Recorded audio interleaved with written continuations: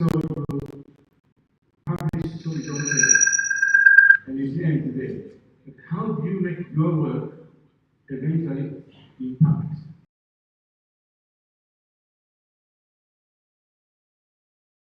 Technology now to take whatever you manage to develop in your life, and they have a section to make sure it impacts life, at least for us from the technology point of view. But this is everywhere. Let me share my experience. My experience is this: what drives you to be helpful, to be useful?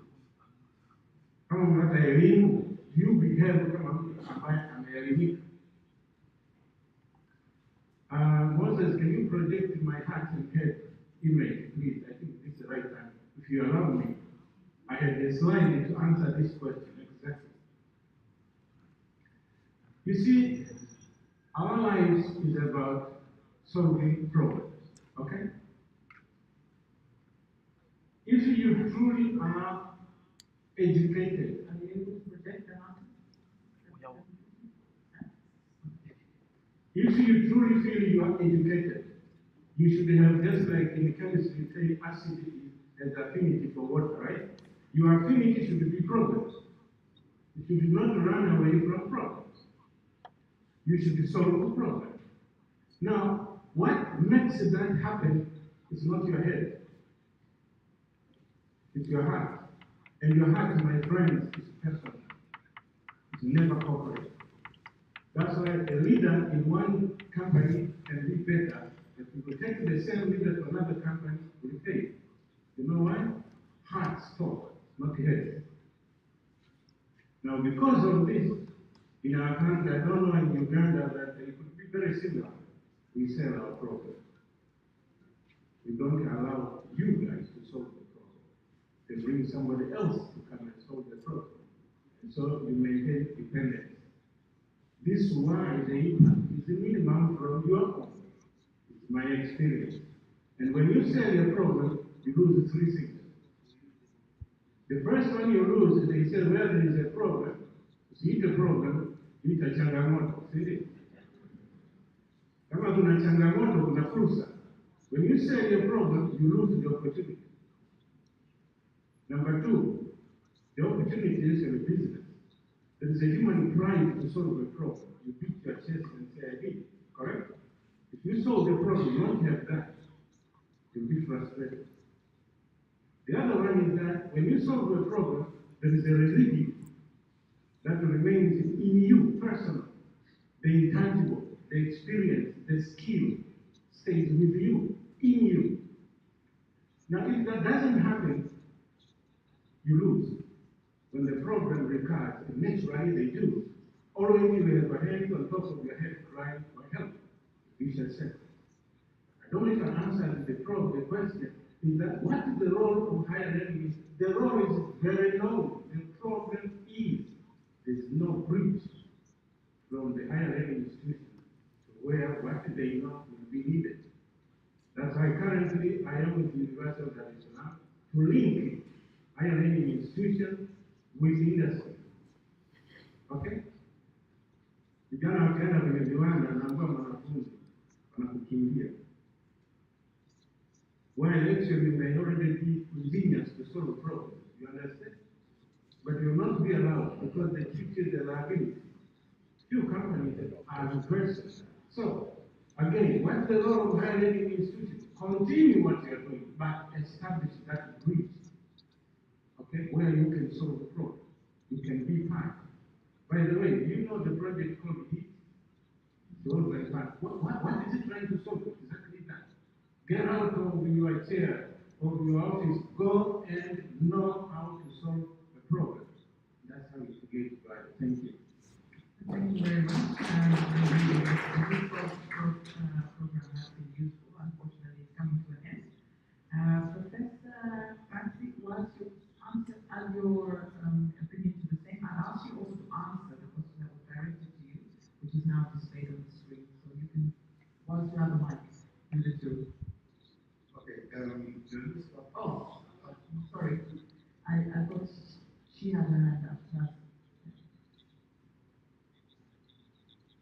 long question that's explained. Yeah, I want you to answer that one, but I also wanted you to answer the question that has come on that one. So, two questions for you, and then we'll come back to the one. This is what we and workers and childcare, and what we have noticed for 5-6 years ago, that a lot of things about digitalization is not in our curriculum. And what we say is that we can look or how it looks like the social services in Norway and the Scandinavian countries. It's very digitalized. So sometimes with clients, a lot of times it's getting more and more often, when the social worker and the client doesn't meet face to face. They meet on the screen or the chatting and these kind of things. So use some digital tools. And that was my question was how we shape and how it changes this profession on the field, when the social workers, what kind of skills, what kind of knowledge do they need to handle the same case but through digital tools? And so, and also about the digital divide, what does that mean? Who has access? Who has access? What our government design how the social services looks like when we start to use digital tools every day. So what I have done is started to develop new courses or topics and then bring into the courses as curriculum and put a new knowledge about digitalization. It's very simple. Communication. Communication when we using chat. It is completely different language than we use it when we write a professional language. And when we're starting to talk with our clients, how can I use it? Can I send a smile face or I have different positions? I have resident notaries, but at the same time, I also like to be fast. So it looks like very simple, but it's really about the very questions for the students and they can practice how actually I can use it. So we started to develop courses and bring in the curriculum what's digital tools, digitalization, the shapes, the forms of social work in practice. So that's why I'm sure it also will come in Tanzania that social services is more available and more accessible on the internet or in different social platforms. So I think we should start to talk about that. Yeah, and we hope that this information has been beneficial to communities. So we will see that information moving especially in the global south. There is a ticket or digital system that might not provide the local realities in their countries. Oh, it's a note, and I'm sure they would have had the question. Yeah, I think it's what I mentioned in my speech. I'm not sure that answers the question, but I really believe that if we would like to do, and it's important, digitalization and AI is on, the train is running fast. So we need to stick on it, and not just as it comes to government. It doesn't depend on how our governments and how the communities handle it and how they can have to be really applicable and accessible. So we will not just some people priorities who can use it for masses or they really need to choose the local knowledge. What kind of it's flexible. It also, as I also said, it's depending on us. It's not depending on something in their title. It's depending how do we use, how it's governed, how is the legislation, the death week, depending on that. It's also, it's for me, it's also, we need to know what is the local knowledge and what we need to do. And we need to develop and use digitalization that way that it's way more accessible. So I'm not sure that you answered the question, but Oh, thank you for this intervention. I just now will move to Professor Manzi. While you answer the question on higher education, if you still want to contribute, Please also answer the question on the chances for deviating from the global order, as this seems to be limited from that perspective. Can Ubuntu reconstruction work in the contemporary world? So I don't know, you've got the choice. You can do both questions, but this one definitely. This one you have to answer. The other one is an option. Now, I made the point when I give my lecture, I reach at the door, I always say, do not forget to think. And I think this is part of the story that we have with our higher institutions. We are not allowed our students or the people who want us to think. This is the theory taken tomorrow in the exam in the test. And I think for me, this is what has really got into the limited spaces of our generation, I call them at the moment. And this has been across on how later we live, later we create, later we do a number of things. So when I do class, when I do the lecture, when I tell it's a ritual now, don't forget to think. And we need to correct this. And I think many times this is taken as a label, as living intentions, as reality, etc. But let me repeat, do not forget to think. Now, there is my question. The chances for deviating from the global order seem to be limited from that perspective. Can the Ubuntu reconstruction work in the control world? I think for me, I'll share with the professor here. Well, when we talk about Ubuntu, many times we think about it as a philosophy in the southern hemisphere. Many people think about Ubuntu as some way of thinking that has evolved, that is developed in South Africa, or let's say the South Africa. But we realize that Ubuntu is a word that is everywhere among our people. Ubuntu, Ubuntu. This is not South Africa. The only thing we have noticed.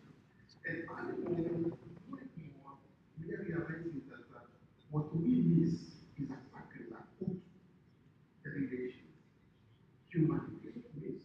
I was reading it recently. I went to just dramatic. So we had a discussion about Russia and Ukraine. I don't know if there is a topic, but I had to be dramatic. I said, I don't understand why we are armed high because of a line. We don't boundary, we are fighting because of a line. What has gone wrong? Then of course, the Constitution is not just history is good, then it's a correction that made. I said, guys, can we have other ways of looking at this thing? Beyond the Constitution is just written there, beyond the things.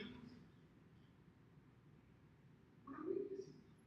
I think these elements have to do with humanity. The relation is what is being discussed.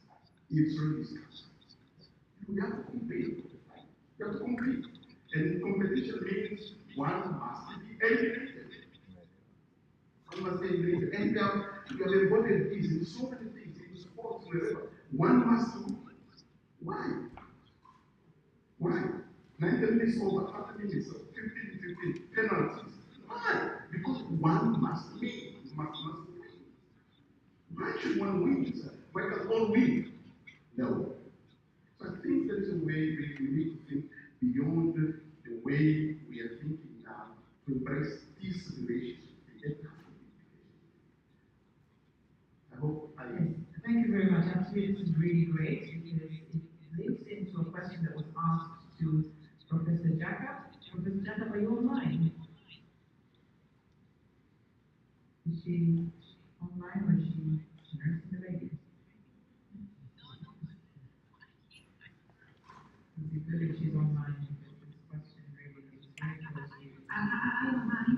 You're online, okay. So the question comes just following up from what Professor Kamanzi has told us. While migration is viewed as a solution for demographic dividends and aging population in the north, why are we seeing anti-immigration sentiments in many countries? And people live in a situation where some scholars label it as survival circuit, whilst we celebrate remittances that migrants live and work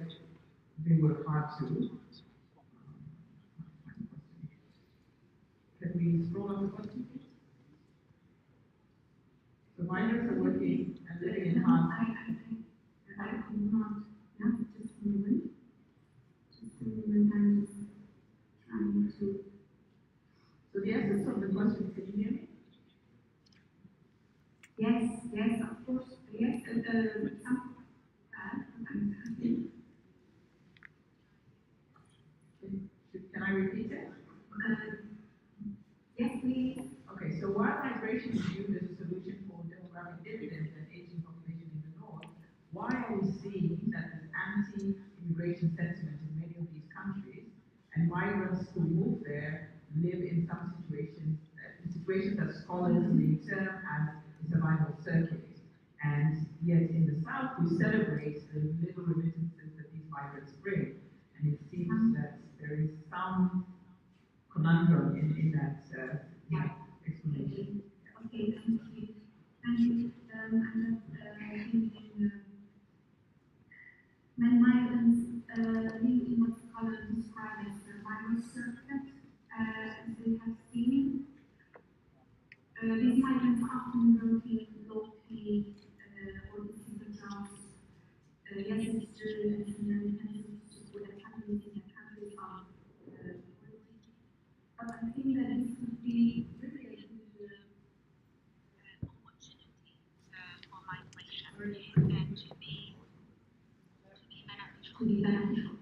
And what I wanted to highlight that this is African community. I don't know how you see the whole of the East African community and its cooperation in the country, but I see so many opportunities in governing and operating, and for example, solid problems like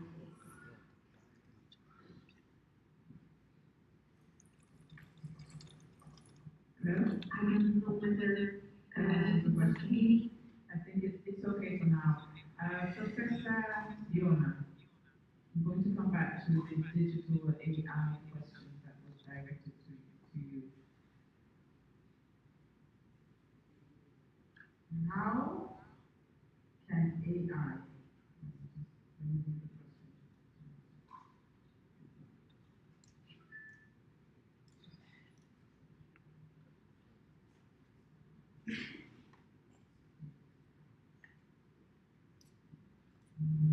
so commendations, your presentation was inspiring, but we face these two major constraints. One is the capacity and knowledge and ability to adopt and adapt constraints, and the second is the resource constraints, meaning our ability to invest in and out of shells of technology. How can we reconcile that?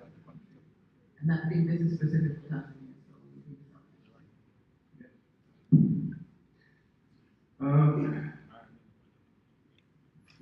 I have to be careful here.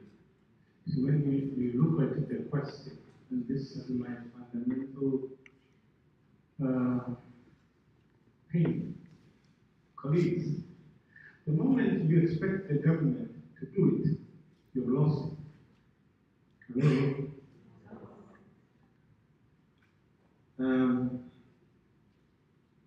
There's nowhere personal development can be done by the government.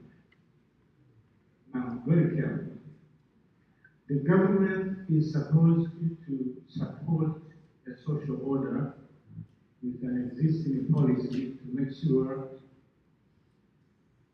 the nationals realize well-being. With the fundamental need, if you look carefully, somebody said here,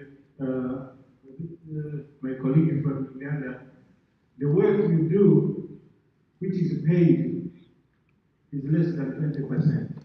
The rest, nobody pays you. And that's where personal development is. I don't know if you agree. And to me, even auditors, when they audit a company, they only auditing 20% of what really is done. The rest is done outside. Is that a good foundation for me to answer this question? You see, I don't see it as a constraint. I see it as a motivation. Okay? Let me try again. Capacity and knowledge. Who owns it? Hello? Moses, put in my last slide. Somebody rushed me, so I didn't say it. Put in my last slide. This is a model. I call it governance model or bucket zero model. Honestly, if you can answer that, we say when you leave a company, having worked for 40 years, who really has lost, the company or you? Who owns the experience? Who owns the knowledge? You. So how do you reconcile? I saw many of these models, so to me I like to think in pictures. Look very carefully. View yourself as your life feeling 6 buckets. I'm sure I've answered your question and encourage you to continue evaluating yourself. Starting from the top, not from right at the bottom. What do other people think about you? The next bucket, what do you have? The next bucket, who do you know? Now I can guarantee to you, especially young people today, they are more worried if those 3 buckets are full. But these buckets, the money nitumie lile neno, ukitumbuliwa, what happens to those 3 buckets? They disappear. They're outside you. Go to the 4th one. What can you do? Your skills. Okay? What do you know? Your knowledge. There's one guy in Europe, he published a book called The Diary of the CEO. He only talked about the 5 buckets. He stopped. And I kind of was confused. Because what you know, what you can do, these are buckets you train. You go to school in different stages.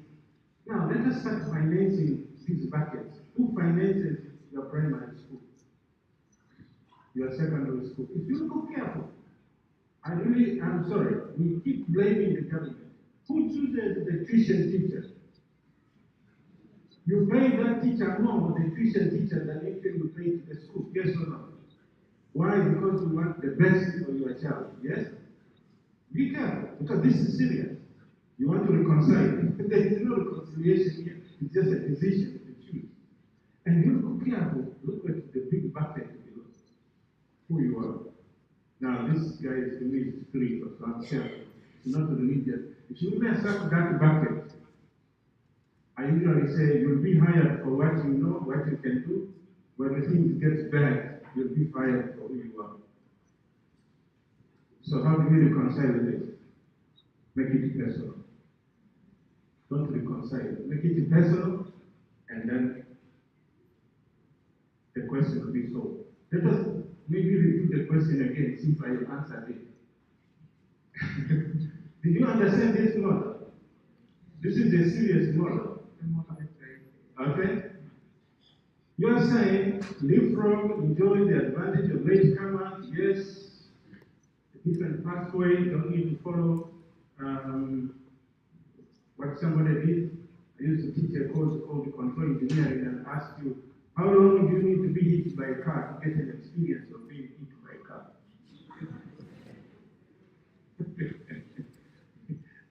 You understand what I'm saying?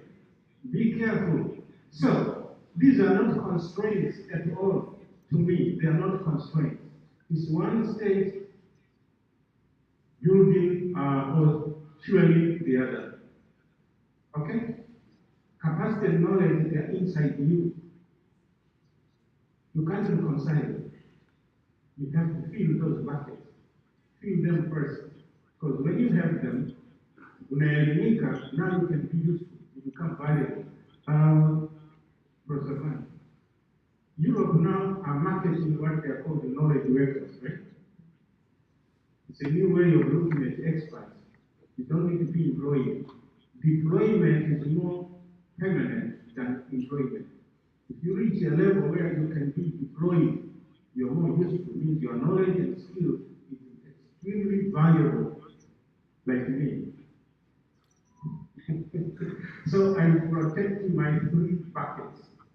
The governance buckets, my morals, my beliefs, etc., will allow me to study and develop a skill, then I wait to be deployed. If you do that, there is no reconciliation here. It's just that allocate the resources properly so you fill those three buckets properly and you know the rest will take care of itself. That's my real answer. So it's not really to reconcile. We choose this and leave it. No. You build one on top of the other. Thank you so much. Thank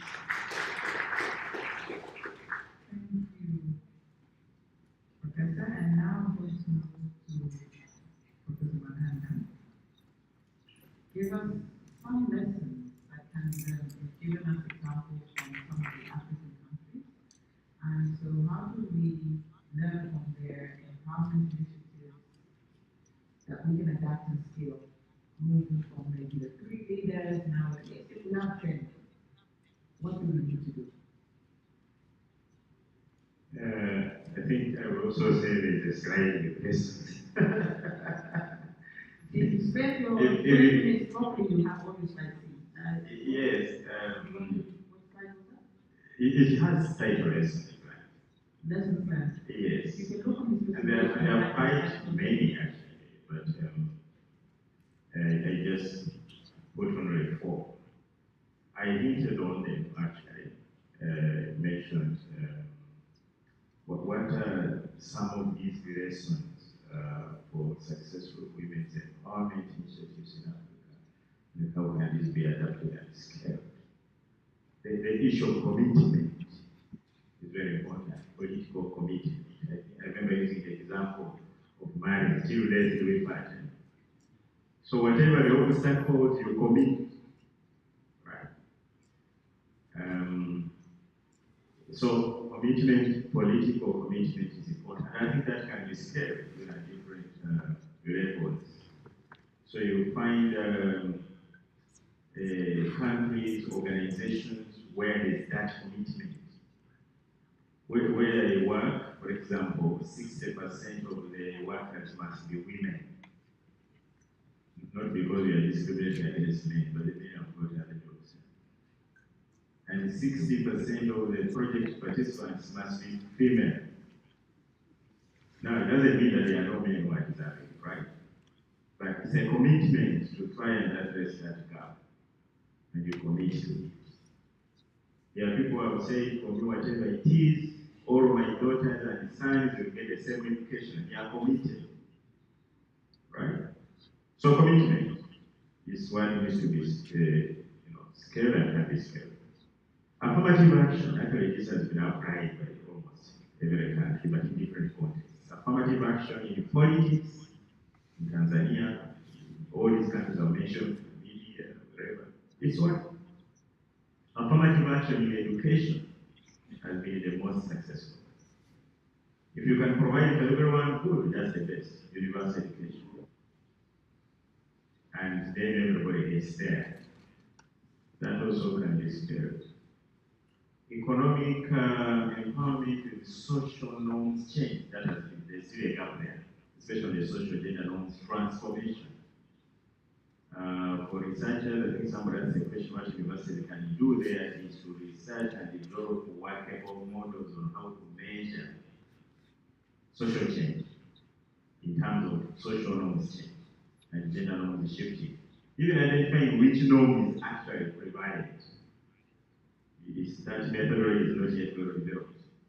So, but we know that a focus on the money alone is not enough without looking at the social and gender context.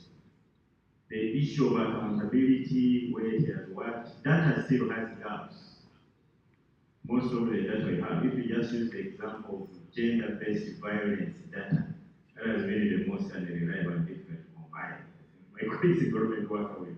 We rely mainly, for example, on the demographic health surveys, but that is a health survey. to estimate gender-based violence. So in humanitarian context, you find data with UNHCR, data with OCHA, data with the government, data with universities, data with NGOs, and it's not talking to each other. So data is an issue that, but it's very important because what is not counted does not count. Okay, so there are quite a number of them, and some are easy to pick and replicate, some are a little bit more difficult, but those are some of the lessons. Of course, there are people who have done a bit of writing about what works and what doesn't work. Some UK people doing that, some NGOs have micro studies, some government institutions have micro studies. I've seen in some countries where actually, like you saw the example of Namibia, where the political parties influence change in government in terms of leadership. So they accepted that to come. So in some areas, governments adapt what is there, doesn't matter where it starts. Provided it's good, you take it, finance it, scale it. I hope I've interviewed you. Thank you very much. I'm going to go back to our online presenter, Professor Chukwuemeka. Professor, thank you very much for an insightful presentation. We would like to know how you would explain organizational restructuring from the perspective of the culture and governance, and what role do these two components play in promoting equity and inclusiveness? Professor Emeka? Chukwuemeka, sorry. Can you hear us?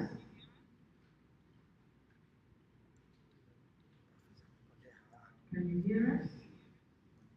Maybe while we're getting reconnected to him, I will allow maybe a roving mic if we have one or two questions, because the ones we'll be reading are the ones online. So if you have a question that you'd like to ask, otherwise we can do another round of questions from those that have been submitted. So please just raise your hand and then Michael will go to you and you can ask the question. Oh, thank you, Professor. Thank you, Professor. Thank you. Got me just in time. That's good.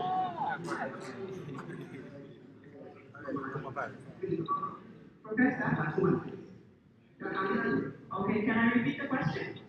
We have a question that was addressed to you. Okay, so the presentation was very insightful. Thank you very much. But we'd like to understand from your perspective how you would explain organizational restructuring from the perspective or the components of organizational culture and governance, and what role do these play in promoting equity and inclusiveness? Thank you. Thank you. Like I said, communication structuring actually is very paramount for an organization to move well. And when we talk of restructuring, it means that there is a initial there is something at the gap. And that organization want to do a kind of transformation. And by this transformation, they have to carry a lot of consider a lot of factors. And as I said, one of the factors they have to consider in terms of promoting culture and organizational governance, they have to consider that leadership is very important, because the leadership is the driver of all these other components. Leadership is the driver of organizational culture. Leadership is the driver of restructuring per se. And in order to promote equity, which I mentioned quite well, that equity essentially is a call on gender, because in most cases, you see that gender representation is not very pushing gender representation. But today, especially in Nigeria, you see that most organizations in Nigeria, both in public service and political sphere, you see that the women are gender, the women people are dominant. Like in most organizations, you find more of women, like in my department, via election, then you see that we have more women.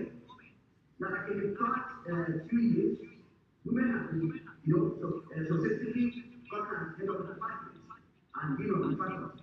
So you see now that the equity has been promoted.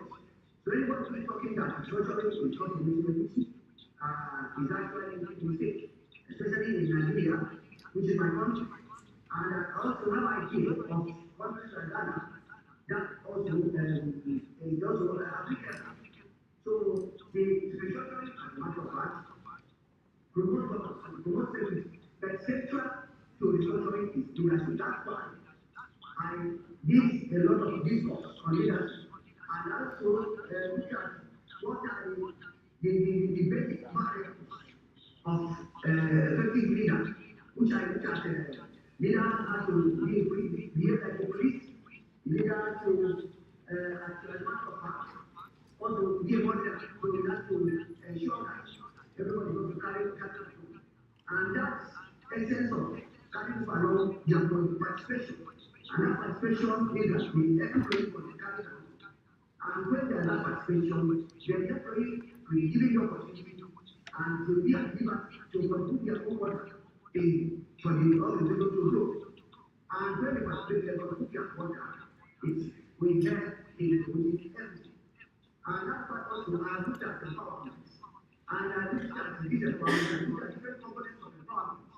I looked at physical empowerment, educational empowerment, which is like that. You can push you and be able to large scale.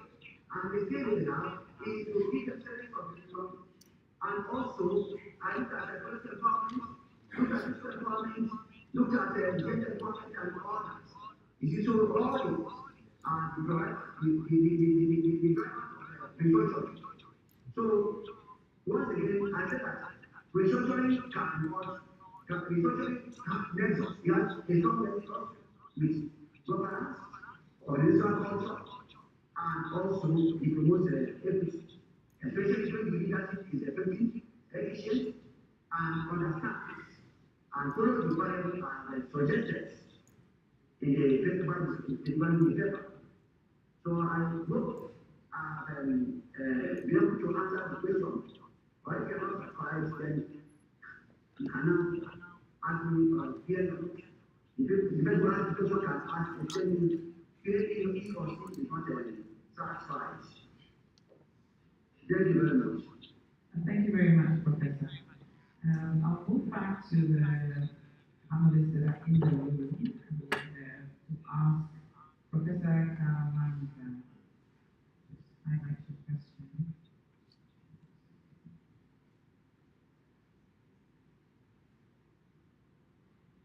The question is while social philosophy and approach to societal well-being is promising, are the Western powers ready to embrace the same for the common good of humanity, more so based on the recent invasion of Iran by the USA? A little bit of a contentious question, however, I'm sure you're well placed to answer it. Thank you so much. Yeah, very contentious question, and probably behind my paper, in a way, there is this idea, there's this image of this war that is going on presently. And when someone puts it across like this, I think it was this of course, in my mind, the picture of the whole thing, imagining at the time. I think the Western world, I think it's also tired. It's not everybody that shares really some of these ideas. It's not everybody. I think there are quite a number of people, quite a number of institutions, organizations actually that feel they are tired of the paradigm they are working on is where. So we see, of course, you can see out there, you can see on the television, you can see on the social media, we can see people that might be sick. But I think I've attended a couple of conferences in the Netherlands, Germany, in Italy. You have this sense that really they are looking for a way on how they can solve the ongoing crisis. I mean, we can agree on certain issues that probably at the core, the individualistic way of looking at things is not what it is. Not whatever. You have that sense. And then that leads to another way of thinking of the alternative way. I mean, nobody's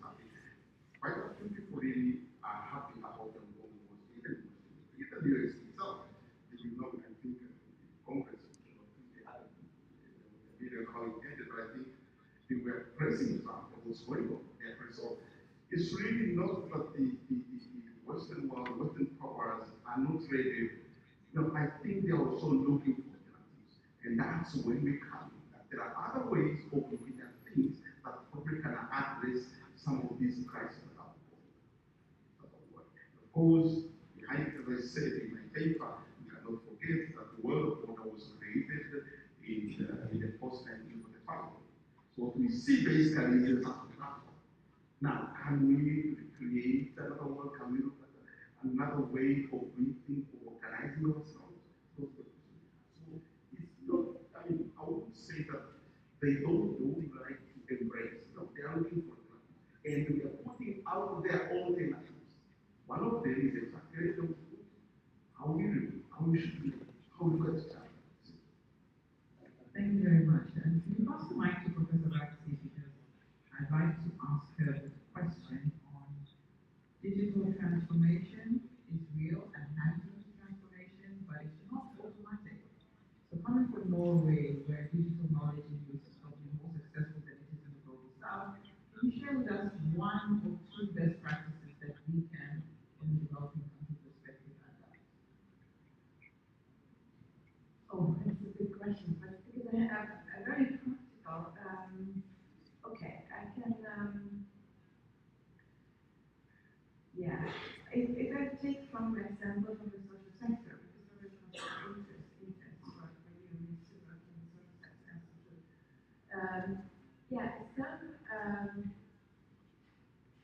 what we have to do, I think is important, the digital skills, digital knowledge, digital literacy, AI literacy. So if you don't teach it already in very in the school that since they're kindergarten before, they don't know how they can handle, what they can do in the internet, for instance, how they can handle social media, and this kind of knowledge, the basic knowledge they don't have. How can we start as professionals and they have to handle cases through digital tools? So one thing is important that bring it very early in the class, these kind of skills, soft skills, and the digital citizenship, at least to be critical. Because it's also important for me to learn students to be critical of what they're reading, what the AI produces. So, one thing is that the Norway digital online services, even apply for a social security amount. So that is somehow it's good because then many people in this vulnerable situation, they don't, it's a shame to go to social offices, right? So that's the Norwegian government is a platform where people can apply and do, and of course an AI behind it. One thing, it's important that the citizen trust the system because they use your private data.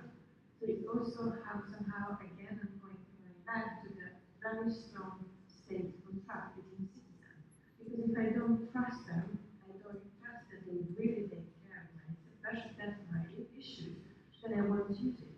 If I won't use it, then I will not get my equality. The digital divide is just growing.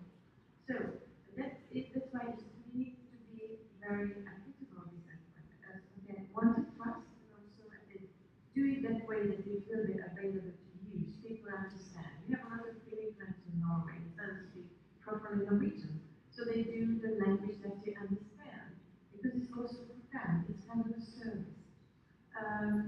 And also another thing, teach who is behind, who is produced this platform. So in many cases, the social worker, the IT person, and the lawyers work together to develop the proper platform. Because as a lawyer, they cannot, or as an ICT person can develop this without social workers. So it means that also social workers must understand algorithm and how these platforms work. So this is the way how it's changing also, I can see the social work when it's in the digital age. This is one example, I think, when it's so complex and it's touched many professions, when it needs It's not just one, it's not just the activist, it's not just the lawyer, not just the government, not just the social worker. We need to be together. And I don't say that it was very just straight ahead, not at all. They had a lot of mistakes, and we got the feedback from the users, from the social workers. That is because it's they notice I have a PhD student just like researched how who uses how many people, how it actually really help the people, or it just make this divide deeper. So also it's important to research it because it's also we need the evidence-based practice policy. It's also we have academic stuff they have to be involved. Thank you very much. Now, just to lift up on that, Professor, I'm coming to you to ask you this question. There. Showing? Yes. So lifting up from the experience that we just had, how Norway is utilizing and moving their communities forward, you started the whole project on our backbone, and so you are very competent with the infrastructure capacities that we have in the country. So how can you think there is? You will tell us otherwise probably. So with those limited infrastructure resources in developing countries as Tanzania, how realistic if we want to adapt what has just been shared by Professor and bring in the AI adoption story? Allow me to qualify, not disqualify, to build on what Professor was saying. And also allow me to be very categorical here, because I'm also an academician. And I'm very sensitive to use of terms. Mind we go back to that other question before this one. I'll address this one, but I think there is my colleague also likes to confuse and then rebuild. But if you reconstruct, you destroy, then you reconstruct. Colleagues, when you read this question, and if you remember my diagram, that big picture with 6 buckets, knowledge can never be digital. Information can be digital. Hello? So, when I ask the question, I want us to agree. Taarifa zinaweza ikawa digital. Maarifa hayawezi kuwa digital. Kwa nini? Maarifa yanakaa ndani yako. How can you digitize that? So, when you look at this question, that's where I think it becomes difficult. What I understood it from the answer exactly confirmed what I'm thinking. When you talk of social media, it's always outside you. When you talk of what IT people do, it's always outside you. They repackage it, they transmit it, they filter, they do everything. That's just information. Now, we are building with mechanism within us to receive information. And then we process that to become knowledge. And I have come to understand when it has become knowledge is not enough, you have to go ahead and now learn how to use that knowledge, and that's where understanding comes in, and eventually you need the wisdom how to use it. Yes? Kiswahili, taarifa ziko nje. Unapata taarifa nyingi, unachagua, then zinageuka zinakuwa maarifa. Sasa unaweza kuwa na maarifa mengi, and still you're useless. Kwa nini? Una ufahamu. Unaweza kuwa na ufahamu, lakini huna hekima, ukawa tatizo tu kwenye society. Do you agree? Kwa hiyo hili swali, if we can answer it correctly, digital transformation begins with how you handle information. That's where AI comes in. AI helps you to process information, primarily data. But you know, data is just collection of information, mixture, video, text, everything. But eventually, The zero bucket makes the decision. Eventually, you decide. I don't know if it makes clear. So I thought I'd add this. Digital transformation is how you process information and make it useful. Okay? Now, my experience about the infrastructure, I think, number one, our priorities are not right. But I'll go back to my colleague here. We can actually not focus on what Tanzania, has. That's not enough. It can never be enough. But if we say Africa, what we have, we are ready. But we have to indulge into the Ubuntu agenda. Let me put it this way. Our Uganda colleague reminded us how our forefathers used to think. They were never alone. They always knew who could do better. As a system, we have 120 tribes. Who can do better? Don't try to do everything. We are wired differently. So, for example, if we talk of electricity, can TANESCO guarantee availability of electricity 24/7 in our country? Hello? So if you want to guarantee services are available, you don't look at Tanzania. You have to look beyond. So can power from Namibia come in? Can power come from Zimbabwe come in?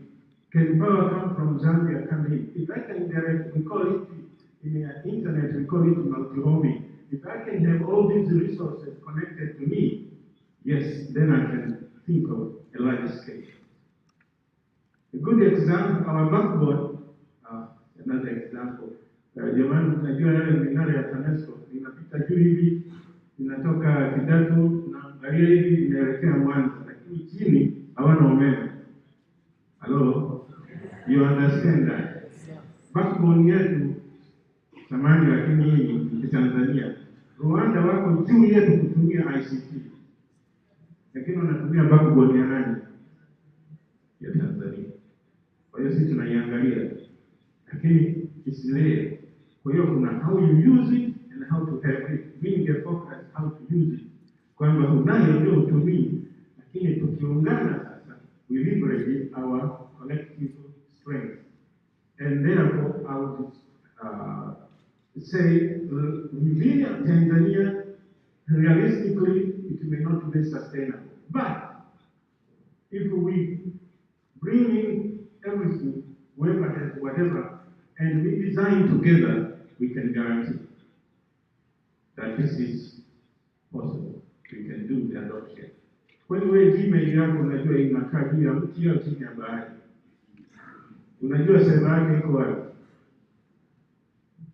Wenzetu wameanza, they are servers for the same email in so many countries.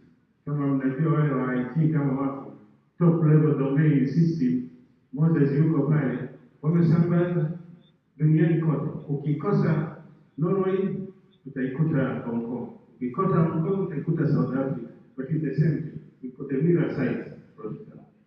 So we can do the same. Yeah? So I've just scaled the answer to this problem. Locally, no, we can't. But one, because for example, just not reliable power. But if we can unite, it's possible. Thank you. Thank you very much, Prof. So now I don't want to stand between yourself and lunch, but more importantly, I would really want us to start the afternoon session, which all of us are looking forward to on time. So I'm going to ask each of our panelists to, in literally 1 minute, our time is now. 1 minute, just say, what is it that you want the audience to take away from what we've achieved this morning? I'll start with Professor Chukwuleka and Professor Jacob. Are you online? Can you hear us? Yes, I can hear you. Professor, what else we have you? Can you say, can you share your insights in 1 minute? My time is up now. It's me? Yes, please. It's me first. It's me first, yes. 1 minute. I'm sorry. But I had key messages for you this morning. And I know that the question question from the audience came that there are so many fears regarding migration and inflation, but I was talking about so many things of the development and of the opportunity. And I think there are so many good examples for migration workers dealing with insecurity. As with a lawyer, I must tell you that the European Union functions in a way where there is a real legal law and social protection system here.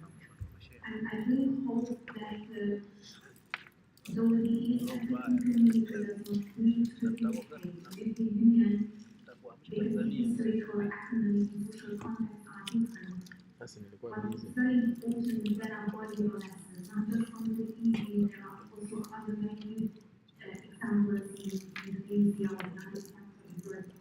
But the legal mobility can be sustainable.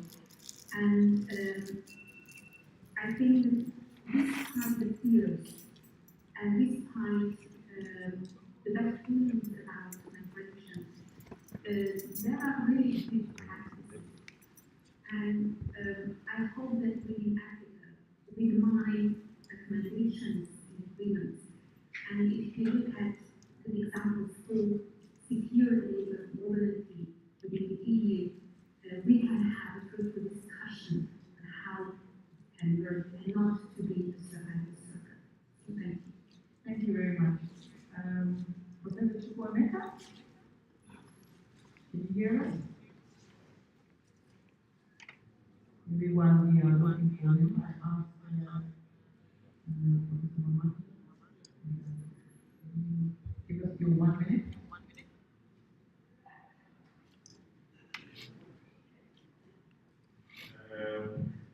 Maybe to use this 1 minute to communicate one more thing about my works from my experience. In this work of data inclusion and so-called, we have something called light touch approach versus intensive or comprehensive approach. And light touch approach is highly yield sustainable results. They yield little. And so it's very important that we do a little bit more comprehensive, intensive for more sustainable results. And I think in the social work discipline, you talk about something like social ecological model, right? And speak on it, right?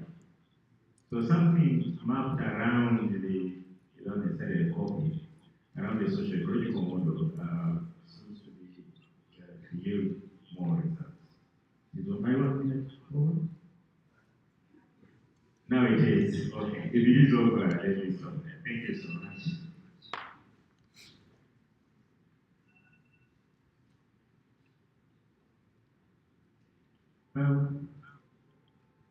Next time we spend 5 minutes each. 1 minute is not enough. I leave with you something to inspire. But first, two questions. When you're in the village and you want to buy your bundle, does it really care? You are in the village or in the urban? You get a different tariff. When you want to transfer money, whether you are in the village or does it decide where you are? Ladies and gentlemen, that's how skilled geography means.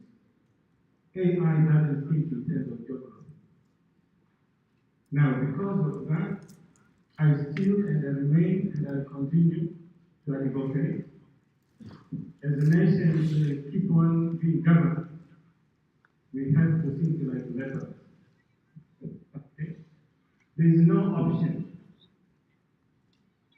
The only way we can live as champions. So, my thinking is, let us help the government, our institutions, wherever you are, observe here, learn intentionally, okay, and prepare deliberately, okay. And in this way, you build a foundation within your family, within your community, and even in the organization you're working, with no fear to conquer, to be become a champion. And I believe with that, innovation through AI will help you replace the debt. And that means drive really sustainable well-being for our community. Thank you so much. What I want to take so, when actually I started my discussion with this paper, I had this idea of a poem, even behind the section of the poem, coming from an environment, coming from an environment whereby in Namibia now we have issues with the concept of empowerment because it is boomeranging actually. We are now towards empowering a boy child because the youth men are the ones who are killing themselves. We have an average of 4 people committing suicide on a daily basis. 4 people a day commit suicide, and are men. We have issues of drinking, and it's men who drink, so to speak. And of course, the whole idea is because it looks like the structure, the power structure, has been, so to speak, scratched. The patriarchal structure has been scratched. So when I hear that and then I come to AI, very good structure, very good technology, very good thinking, but again with some reservations, for instance, whose knowledge is behind the algorithms, for instance, is our knowledge, is their knowledge, whose knowledge is it? Then I say probably. What I think we do is time, I think, to think of all these in terms of relational responsibility. I think therefore, if we really don't think about the quality of relationships in interaction with AI, the dimension of community well-being, the dimension of social cohesion, even the whole idea about social ethical coexistence, I think probably our efforts might be, going not in the right direction. Thank you so much. Okay, I will go back to my sentence where I will repeat. I said that technology does not decide the future by itself, but we do. So, as I mentioned during my speech and when I tried to answer the question, digitalization, when it comes to empowerment or change society, it can be a gift. It's really, and it's the AI can. So we really look at that way. But at the same time, it's also a double-edged sword. So it can be also empowered and not achieve actually what it was created on. So, and it's also depending on us how we personally handle, how we want to do it really ethically. You said also governance is a role as a community. So take both sides of the digitalization with us. Thank you.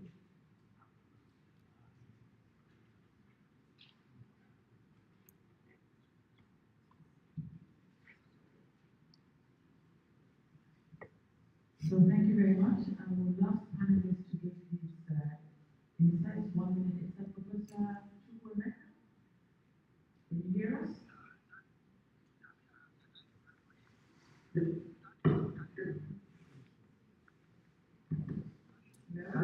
Can you hear me? Can you hear us? Thank you. Can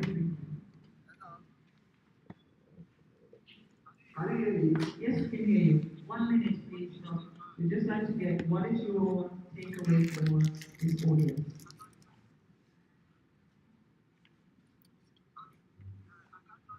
Go ahead, Prof. I cannot like this. Okay. Yeah, I just have to say that restructuring is very vital. So modern organization, whether it is a public or private.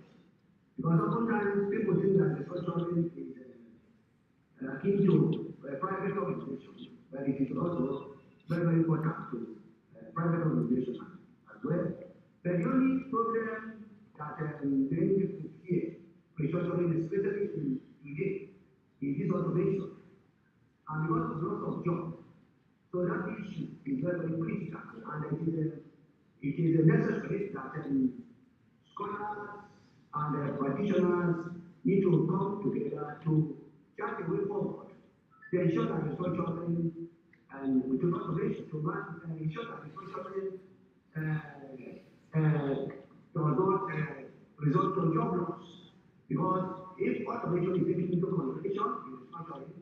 the tendency of job loss and people fear of people to lose their job, the greater and it will also result to poor performance. So when more employees are afraid and they are not composed, then the tendency that the performance will become very, very low. So I thank you once again very much for giving me this opportunity to participate and deliver a keynote speech in this all important international conference. Thank you very much. I appreciate so much. God bless you. Thank you very much. Thank you very much. I'd like us all to join me in giving a huge round of applause to all our 6 panelists. They've done an amazing job.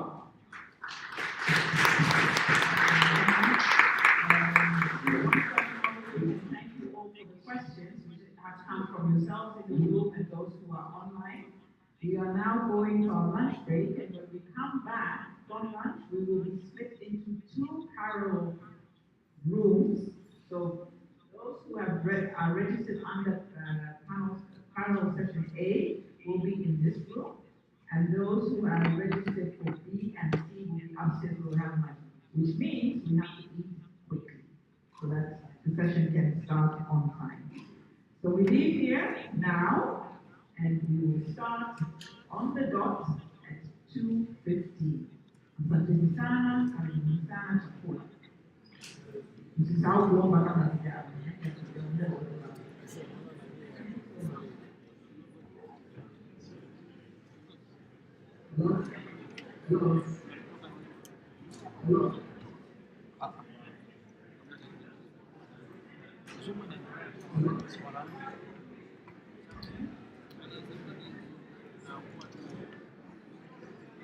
Sasa hivi unasikia?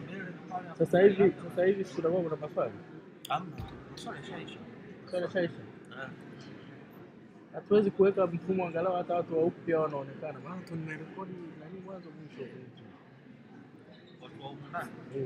Hizo kamera. Wewe kamera zinafika hapo?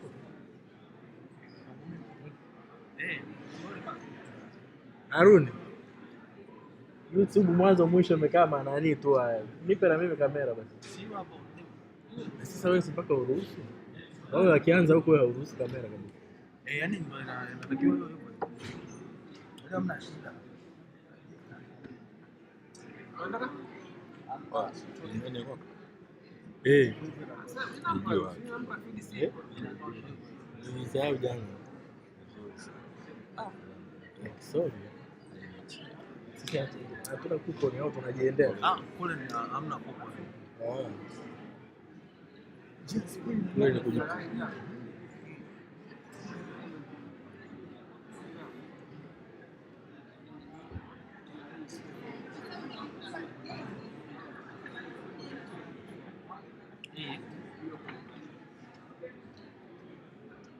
Otherwise unakuwa na nili.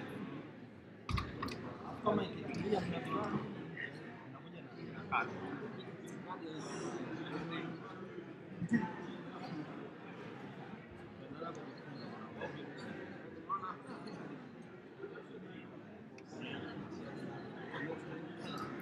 Halo.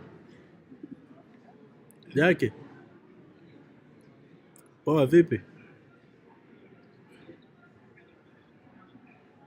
Usikate. Watu wako vipi kwanza mawasiliano? Nasema usikate na kutumia. Watu wako vipi mawasiliano nao? Leo wameamsha vizuri?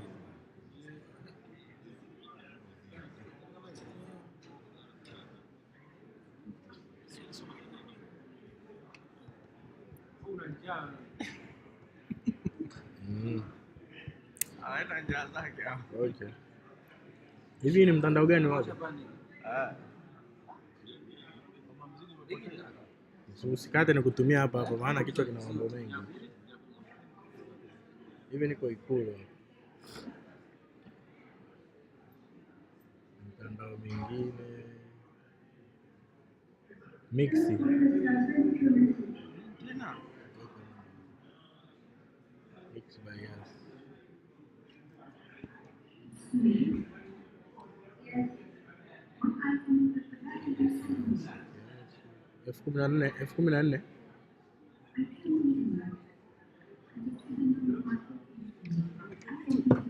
Kuna mtihani sasa. Unajua kwenye swala mtihani hamna kumtrust nobody. Sasa nifuatie mizigo yangu kila nirudia. Halo Jackie.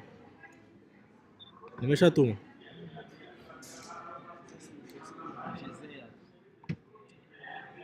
Haya.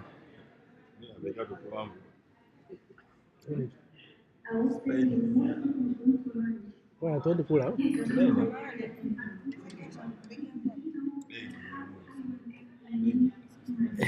Tunatoka. Lakini hamna shida.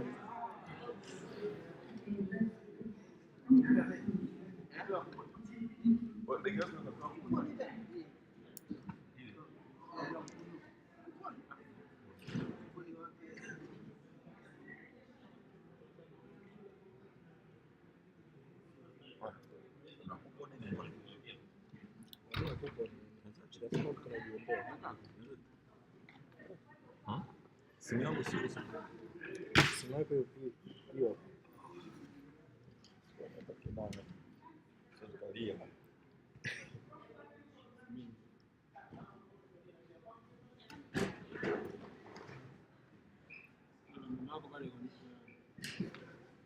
Kwa hiyo live iendelee au ishe?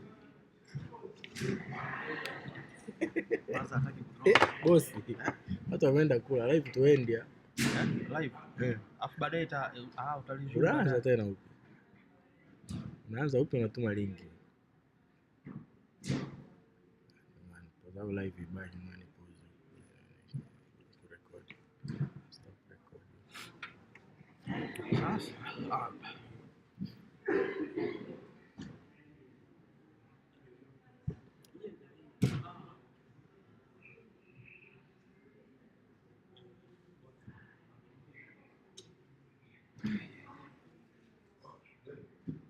Twende.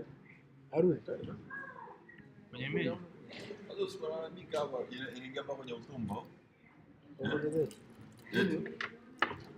Watu wanaletewa, mbona watu wanaletewa? Lazaruni. Maji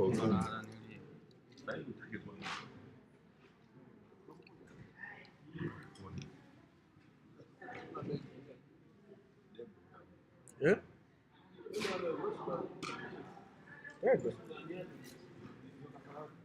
Asaba kutingoka wote nini endeni. Tunarudi sasa hivi. Hamna atakaye nani?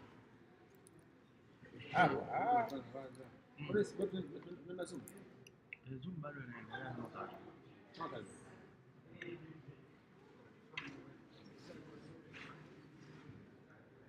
Kuna kitu nataka kufanya, naweza nikainanili nikaweka pause video. Mimi nataka nifanye nini? Nataka ni zoom nyingine kwa. Ndio. Hamna pa content. Zipo. Sisi tunakwambia kamera anashuti kwenye screen. Output yako ndio.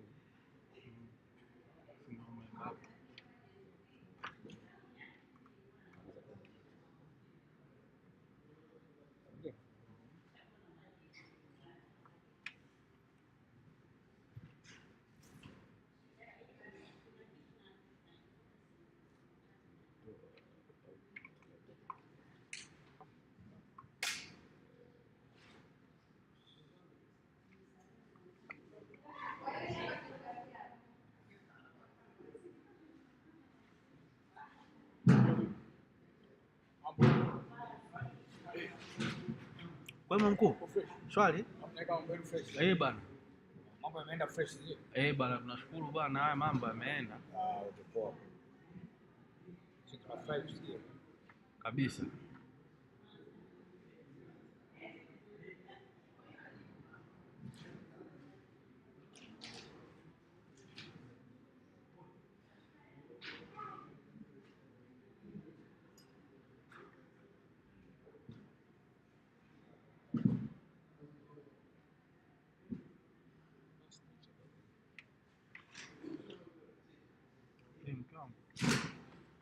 Mambo.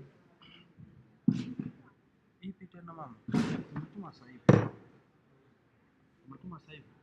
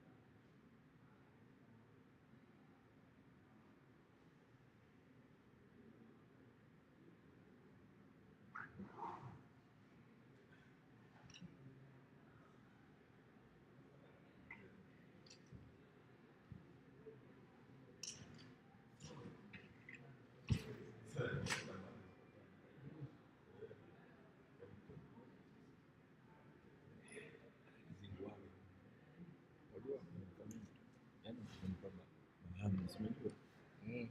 Sasa mimi ni mtu mzima. Unakuona kama mtoto. Mimi ni mtu mzima sana. Naona kama mtoto umeuka. Umeona kunipelekesha? Ya mtoka zangu. Afu ndugu yangu wote wanisahau kakaangu kwa yaani ndio kitu cha mkubwa. Vipi? Anapita kutuma. Mzima. Yaani wanajisahau, wananichukulia vile vile. Nilikuwa mdogo. Yaani wanaona niko mimi Vile. Na anapendi kabisa. Usipoenda.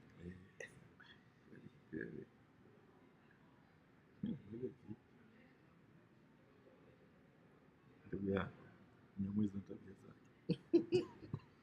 Vivi. Kujakaa vile. Ule nyama nyamaza. Yaani unajua toka chumbani. Yaani maisha yake sio ya kawaida yani.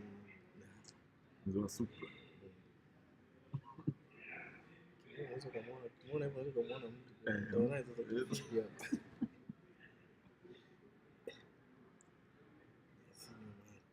Anapenda unyama hizi. Yaani kumpisha Marekani rudi. Ambapo nishafika. Fuata ongea yake sasa anapoongea.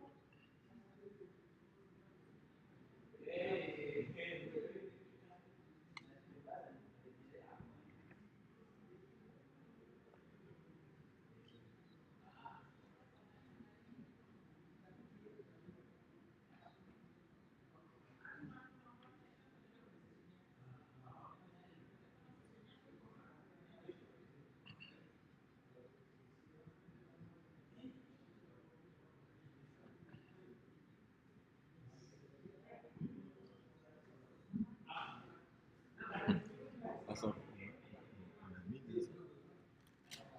naamini kama jamaa ndio sana. Yaani roho kama hivyo. Sasa kama angekuwa mjanja. Kiongozi. Sisi mama. Samahani. Jambo. Unaweza tukapunguza kidogo hisi? Nilipunguza nikazima kabisa moja. Wewe tunateseka. Watu wanasema labda hivi wamekula inaweza ikasaidia lakini punguza tayari punguza Nilizima moja kabisa. sanga zima na hiyo Ilikuwa basi. Sasa nikipunguza tena nyingine itabaki moja. Sasa moja kutosha. Watu wanaandika sawa hivi. kuna baridi ndani tayari. Baridi mpaka litoke nje mpaka wafungue milango hiyo. Watu ni Yaani ukishasikia kajoto kanaanza unaenda unawasha. Au kuwasha ni process.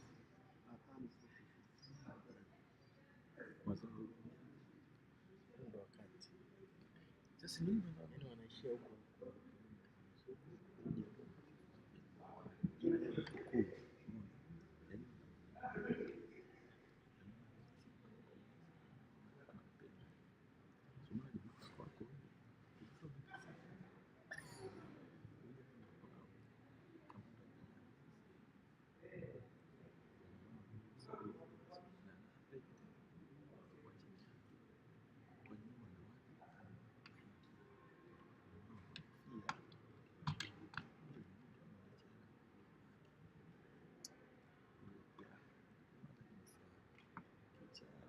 ila ni kweli ile makala nyumbani utapata kwa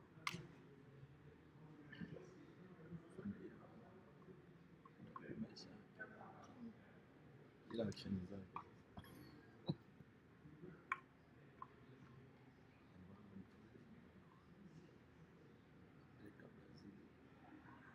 mambo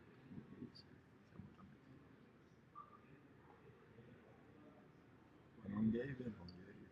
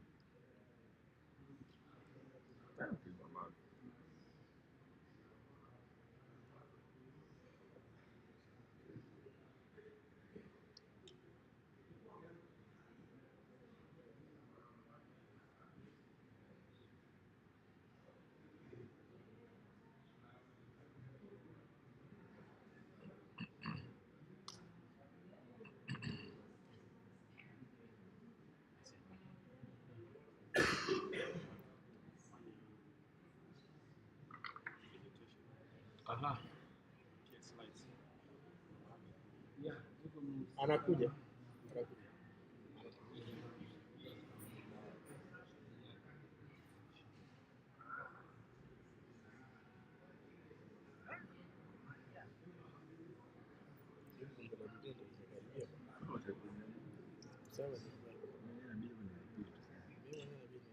Mimi nilipiaga hata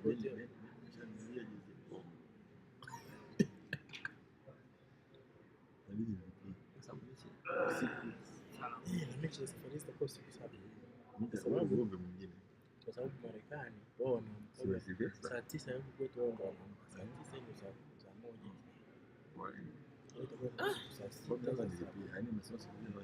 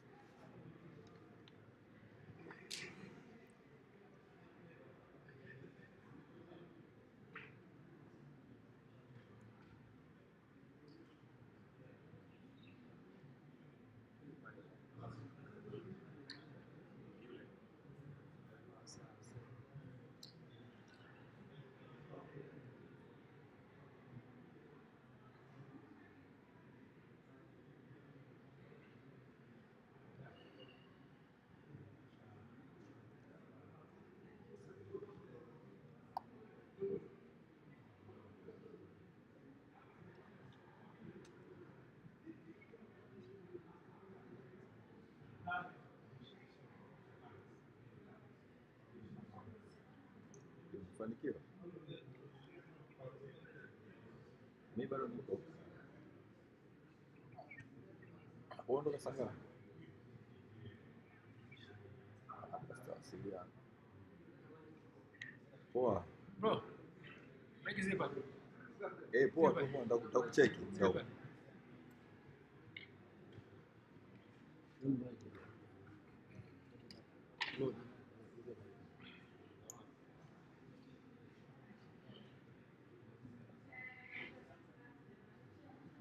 I say, Moses, you take my cup. Don't talk only. Hello. Hello. Hello. It's time for panel sessions. Conversations. Yeah. So, panel session A will be here, and the panel session B and C will be at the first point. So, can I take time for chairperson and the secretaries of this panel A? You're most welcome, so that you can share these discussions around. Moses, you have the presentations for presenters from panel A. And we have those who are online, please. For those who are online, Some are from Kenya, those who are from Austria, they also be in the Angola, they also be, so will be presenting here. Au si watashare au? Yes, they will be sharing the slides. Have you allowed so that we can hear what we are doing? Yeah. Wanasikia? Those who are online, do you hear me? Those who are online, do you hear me? You see them? Those who are online, do you hear me?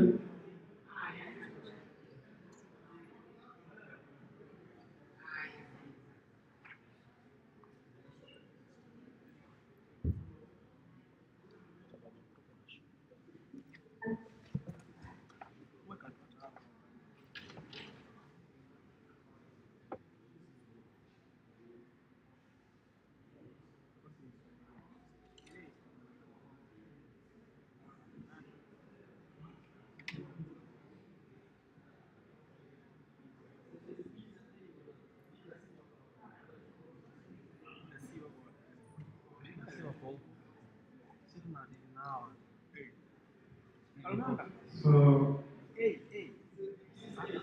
good afternoon, ladies and gentlemen. Welcome to this particular panel section, which is going to be having around 10 papers, 10 presentations. So it's a heavyweight kind of a session. And I'd like to invite the presenters to come and take the front seats here. The presenters should come and take the front seats here. I'm aware some of the presenters are online, so just get your stuff ready.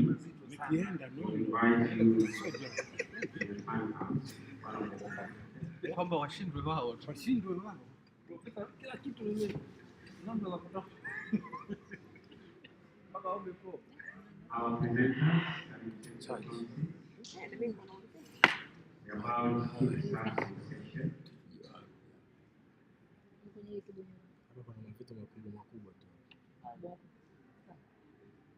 Okay, we have a paper by Andrea Amo and colleagues. Are they present here or they're online? Andrea, are you online or you are on? Okay, so we want to start with that. Then we have a paper by Kubletu Siziba from the University of KwaZulu-Natal. Is Siziba here with us? Or online? Okay, I want to start with those who are in here, and then we go back to the online.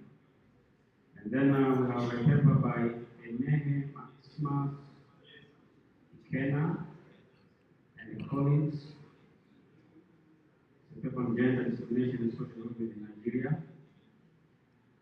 Is Enehe Maximus Ikena around here or online? If you're online, you can just raise your hand so that I know you're here.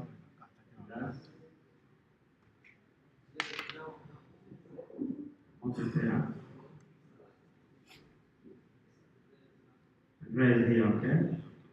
Yes. And probably you can start with Andrea. He's around already.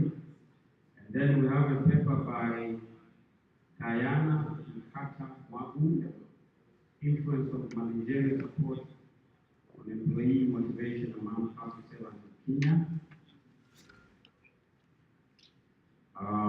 Diana, you're on online.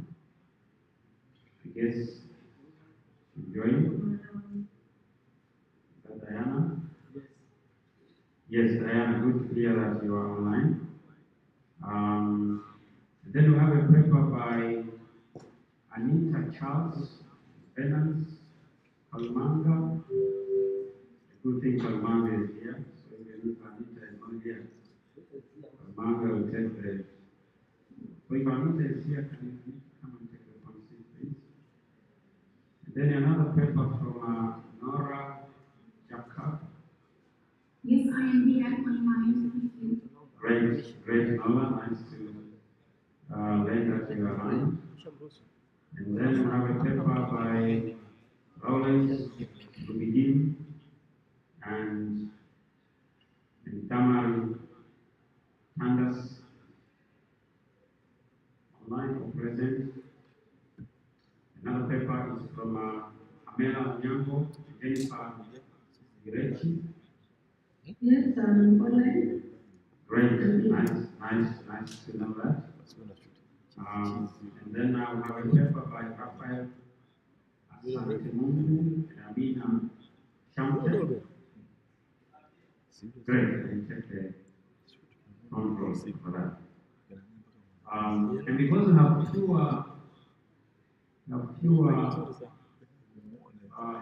presenters who are here in the room, probably they can take the front seat here as they wait for the presentations. So I want us to first introduce. No, I still have one more. Eugene Cheney. Great. Fantastic. So before we start, I want to introduce the panel in terms of who are the chair and the. You didn't hear your name? What's your name again? I'm Upendo Mandara. Sorry? Upendo Mandara. Upendo, what is your paper about? People's training programs on the use of components. It is a different, it was meant to be on a different venue, but you can stay here. We'll invite you in due time, right? Great. So, I am Richard Samaida, I've been chairing the session, and we have Boniface Shimba, who is actually going to be the secretary. We have 10 minutes per, sorry? I haven't heard my name, please. What's your name again? Sabina Mabuga. Sabina Mabuga. You present the paper on what? Yes, you are also on section B. Okay, I'm informed that we will need to slot you in here as well. So this is going to be a heavyweight panel, and we are ready for that. So you'll be given 10 minutes each to present, and of course we are going to have a discussion at the very end, if that is agreeable. I guess it will be for the interest of time. So, can we have Andrea Homoki to share your presentation, and we'll give you the 10 minutes to start. Andrea, over to you.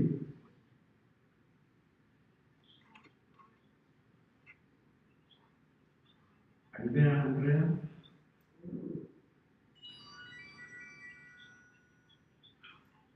Do we have a presentation by Andrea yet? Or has shared? Everyone has screen here. Okay.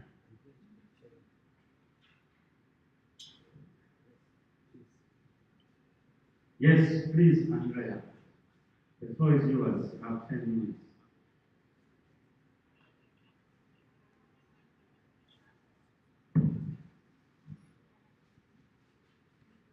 Can you speak? Yes. Yeah. Okay, nice to meet you. Can you make it slideshow? Greetings from Hungary. My name is Andrea from the University of Rostov, Department of Social Work, and with my colleague Dr. Andrea Homoki, in our presentation we will share the experience of model child 2018 that have been 8 from in Hungary, 2018, reaching a wide range of professionals, researchers, and institutions.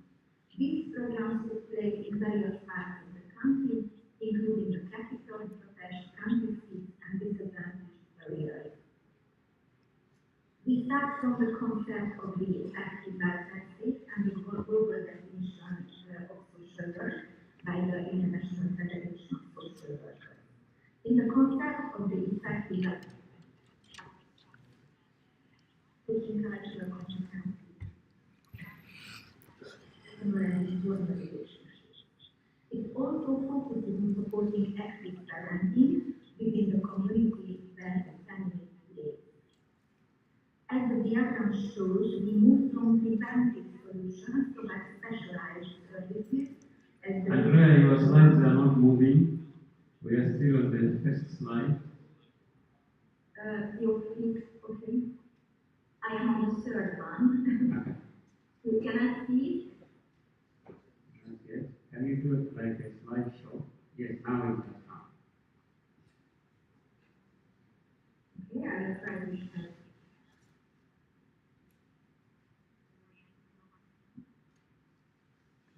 You stop sharing now. Yeah, there's one.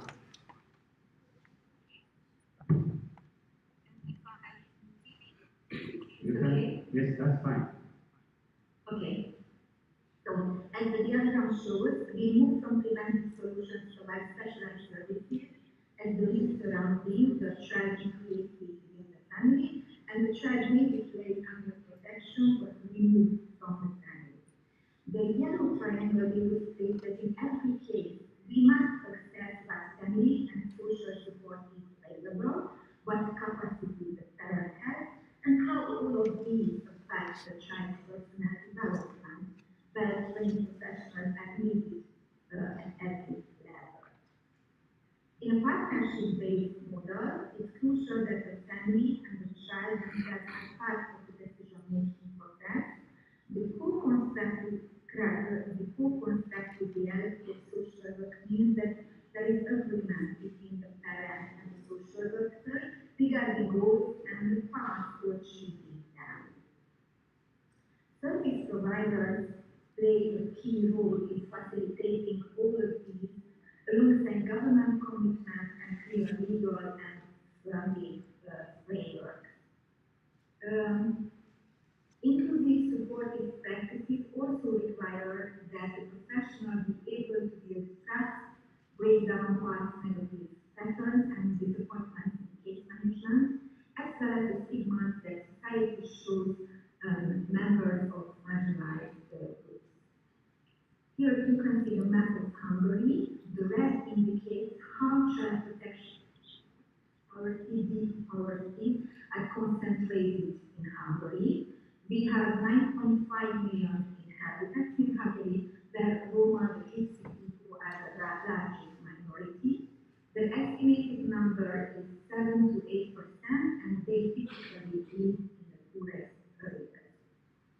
The target groups of the model program implemented annually since 2018, based on broad cooperation involving state, church, and civil society organizations, the following: first is clients, parents in primary care affected by visual insurance, where the child lives in the family, but there are social problems, like abuse, substance abuse, divorce, conflict, or mental disorders.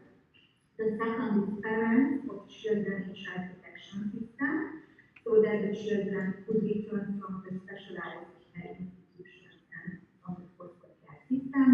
And because the Ministry of Interior and the National Crime Prevention Committee was financing this project, the third was the criminal activity to prevent young criminals, young offenders. Our goal with the parents was to empower them and help them develop problem-solving skills. We also place special emphasis on developing their self-awareness and understanding of their children. The partners received 4 to 10 months of financial support and develop innovative programs themselves, which they then implemented into their practice. We track progress through research. As you can see, they incorporated numerous professional methods and elements that fit well into their day-to-day operations. This includes, for example, intensive family care, play or play therapies for children and their families, family photo album analysis, and pagan education in various topics such as visualization or useful leisure activities in the family.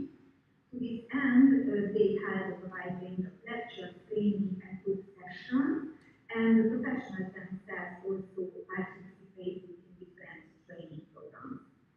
Research was also conducted through follow-the model programs. Interviews were conducted with participating parents, children, and professionals. Satisfaction surveys were completed, and parental attitudes and child resilience were measured using separate questionnaires at the beginning and at the end of the program. The findings showed that even the short 4-month programs had meaningful progress, parental competencies improved, and the child also developed in several areas. Family dynamics themselves turned into a positive direction. And as you can read from the quotes, this shows clients made progress, grow closer to the helper, and took steps forward in resolving child protection issues.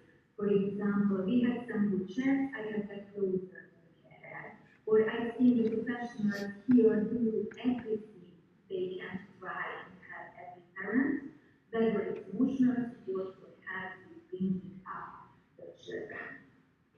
Despite the difficult day-to-day challenges in Hungary on the field of social work, the low prestige of the whole profession, high turnover or fluctuation, the professionals experienced successes, and this work had a positive impact on the entire firm. As these quotes show, the program has also had an impact on my relationship with the colleagues, or the mother's bond with her baby definitely grows stronger, which boosts her self-confidence. This then has a beneficial effect on the whole family and has a positive impact on us. Numerous innovations were developed, which I will briefly present. On the first picture, you can see that our partner developed an online board game called Divorce Maze for parents who go through a deep conflict divorce. Here, users can simulate divorce scenarios with different characters and interpret them together with the client is the social worker. We launched a code named Who Am I for young people in specialized care to express themselves by short videos, show who they are and share their aspirations and future wishes. And with the same title, Who Am I, we had a podcast series on the topic to present the professionals' work and again their aspirations. One of our partners, called the Wellbeing Foundation, developed an application called a Wellbeing with the involvement of young people, which promotes assertive communication among teenagers. The young people themselves participating in this whole process to plan, to develop, to test the application. Through a playful form, they can learn to give positive and negative feedback, talk about their positive and negative experiences and feelings, which is very difficult for them, often at home, related to diverse family members, but also when interacting with teachers in the school or in the child protection system, then interacting with foster parents or with the educators in the children's home. And finally, overall, we found that the program offers significant benefits to both professionals and clients. It promotes self-reflection, which is very important in social work, helps increase professional awareness, and helps in defining professional goals. Its great innovation, both within and within the organization. And innovations and best practices can also help prevent burnout for the professionals. In our experience, professional innovation is a mindset that institutions can integrate into their daily practice, and we have observed very positive leadership attitudes in this regard. And thank you very much for your kind attention. Thank you so much.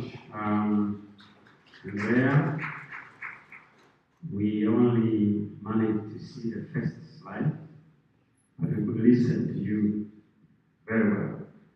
Now, let me invite. I tried to move forward with the slides. I don't know what happened, sorry. We'll come back to the discussion. Let me invite Guletu Siziba, if you're online, Guletu, from KwaZulu Natal. I think Guletu is not ready. Let me call Ikena from Enugu State University of Science and Technology. Ikena, are you around? Ikena is not around too. Let me go to Diana Nkata Mabu and Pamela Onyango. Diana, are you online? Yes, I'm online. Can you go ahead? Your presentation, please. You have 10 minutes. Okay, should I share my presentation or? Yeah, you can share your screen, if you don't mind. Okay, thank you.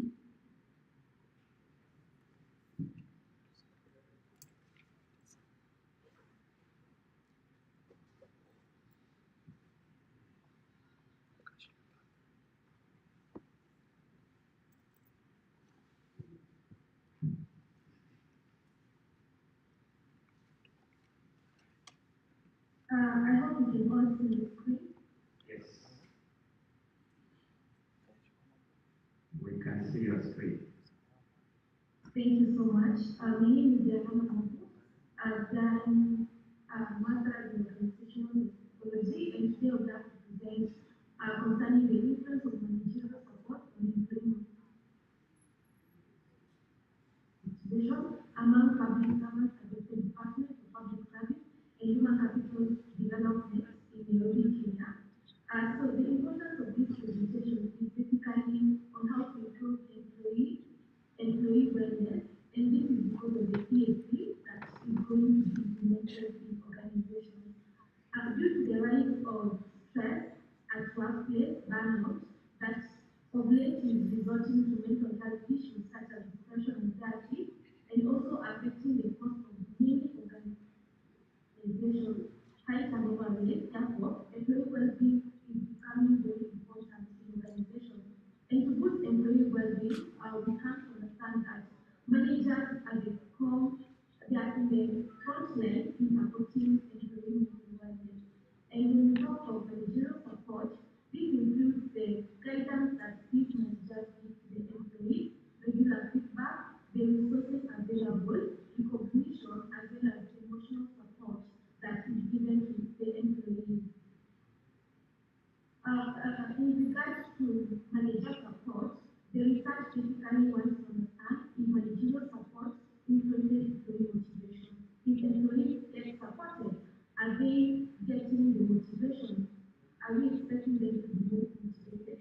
So the variable to motivation is basically job satisfaction, productivity, and the performance level. That's where now we're going to measure if the employees in the organization are motivated or not. The objective of this research is to determine the influence of managerial support on employee motivation. It used the researcher used null hypothesis that says managerial support has no significance in the influence of employee motivation among public servants. I realize that in our country, public servants normally get a lot of workload. Sometimes there could be no resources, and therefore that's why it's very important to see if managerial support can influence how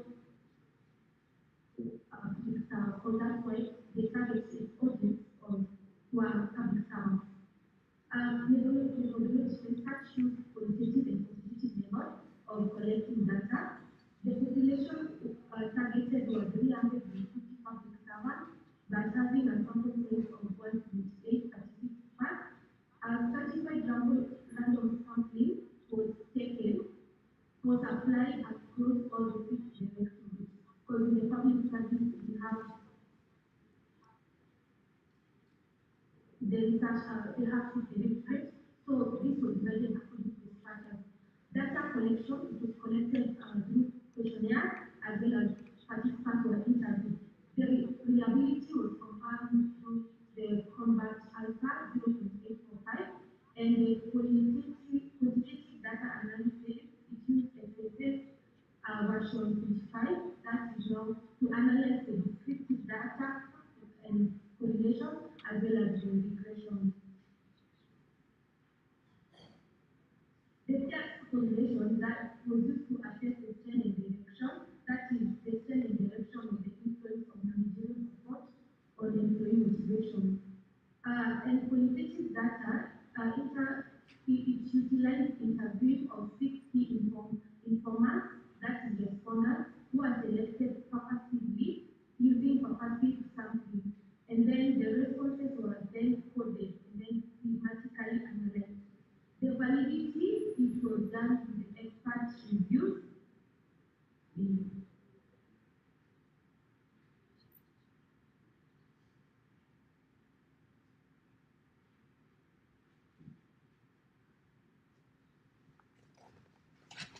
Diana, we can't hear you now.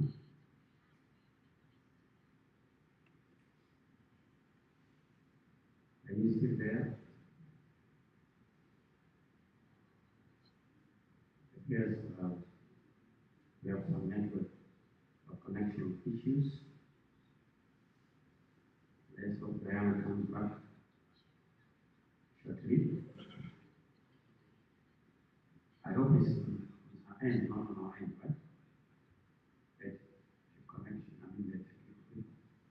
So that means the network on their end. Yes. Okay. So we kind of lost Diana, but at least we had a glimpse of what she was talking about, wellness and women support.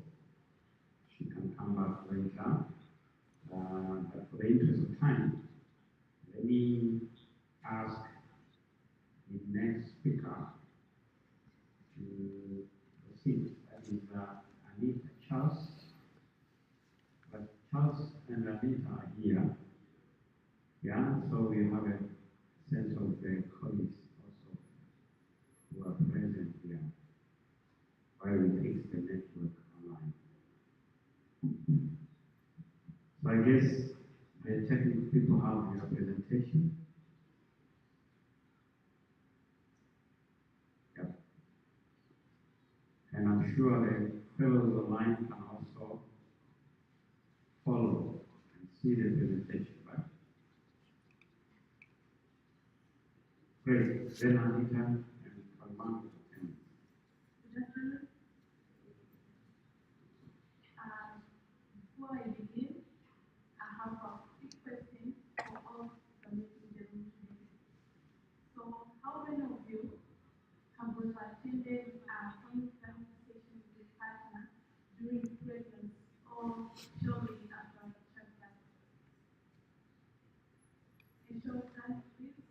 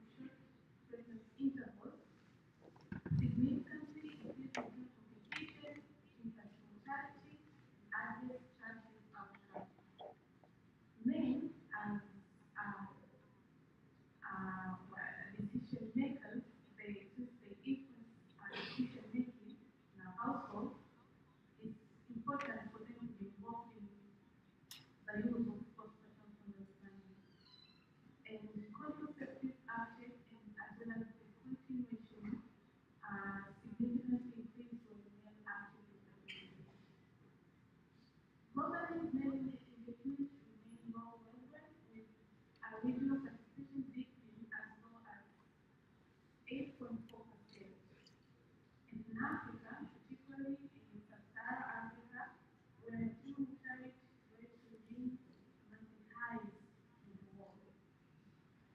And this has been contributed with the limited engagement of men in postpartum discussions, contributing to unmet contraceptive needs and high reproductive risk.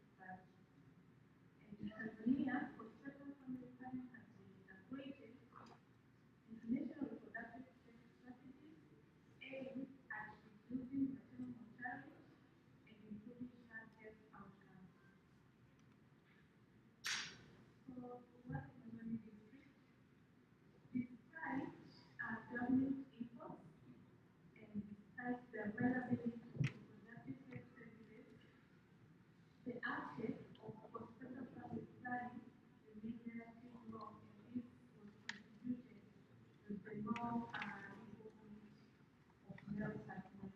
So the aim of the study is to identify systemic and social barriers to inform better reproductive health interventions that reduce the gender gain in maternal health interventions. The study adopted a qualitative approach looking at physiological paradigm and further exploratory research design. Participants, 25 participants, 15 of them are female partners, were selected by proportional sampling, and data was collected through investigative interview and documentary review, and thematic analysis was completed by online software was used to process the data until thematic evaluation was finished. The findings, awareness and information gap. Men display poor knowledge of postpartum fertility research and rely on community misconceptions. Also, limited access to credible reproductive health information leads to pervasive community harm. The second challenge is cultural and gender norms. As traditionally, males are being labeled as breadwinners, so the main focus on earning money and leave the other responsibilities, especially reproductive, related issues to women. So traditional law, reproductive health strictly assuming responsibility to make men uncomfortable participating. There is social stigma and peer pressure. Men face intense social ridiculing and fear being emasculated and fear is seen as reproductive pain. Economic and work constraints. Financial position role force men to prioritize daily labor over spending hours waiting and screening. And as we see the exploitation of participants, one of which is as they accumulate risk a lost income.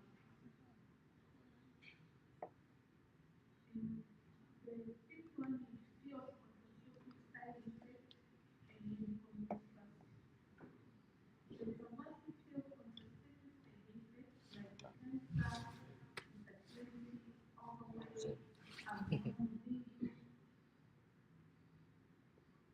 coupled with deep seated medical mistrust.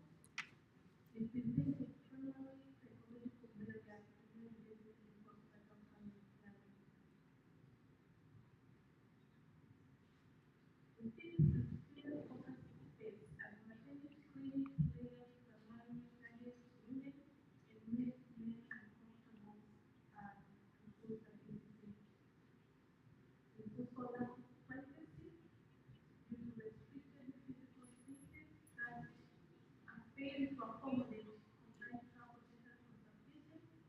Clinic facilities fail to provide private consulting rooms for couples.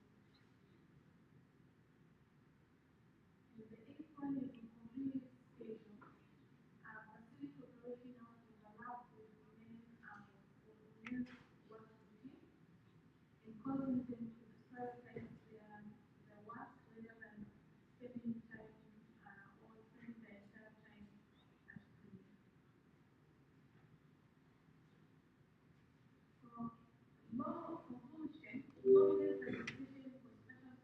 planning in Tanzania is not merely a result of individual choice, but it's driven by systemic exclusion like institutional construction gaps, the limited sector, and instituted cultural needs. Without clear active engagement, the effectiveness of maternal health initiatives remains compromised. Transforming the reproductive health landscape require actively involving leaders across department health and addressing systemic barriers with drastically enhance overall maternal and child welfare. The recommendation now is time to move from policy infrastructure by enhancing availability of male-friendly services and structure things like layouts to accommodate couples and maintain an absolute confidentiality, adaptive schedule by initiating flexible weekend reproductive and childcare screening schedules and sufficient time integrated self-started models to accommodate needs.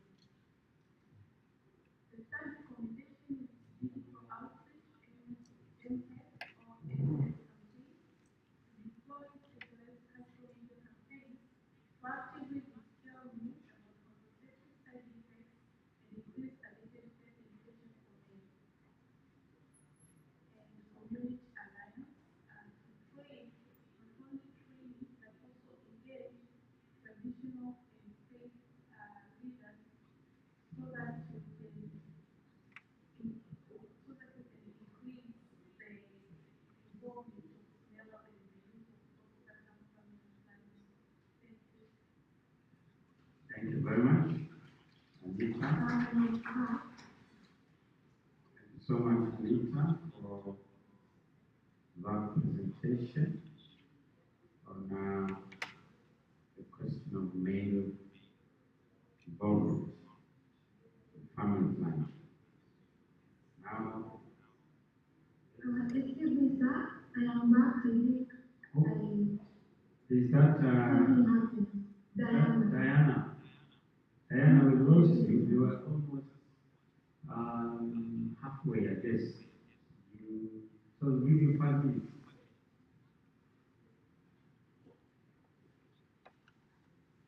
For that? Yes, please. Yes, where did they leave us? You are halfway. Oh, okay. I think maybe I can. You already presented findings. I already presented the findings? Yes. You are actually in the middle of the findings. Oh, yeah, thank you so much. As I was saying, according to the study, there was a significant prediction between managerial support and employee motivation. There is also a strong trend in the direction between the two of them. When it comes to now the qualitative data, the key things that emerged were emotional support, that managers supported the employees, they gave regular feedback, and this really motivated the employees when they get feedback. They were engaging on mental wellness training, so facilitation. Also, there are available resources for mental health. That is in regards to any time they needed help, they were referred for counseling, or even anybody who struggled with substance use, they were referred for rehabilitation. So that was the qualitative data responses. In regarding the theories that were used, they have a theory. The hygiene factor, that is basically the extraneous one. It stated through supervisory support was really considered, where employees felt they were satisfied because the supervisors or the immediate manager were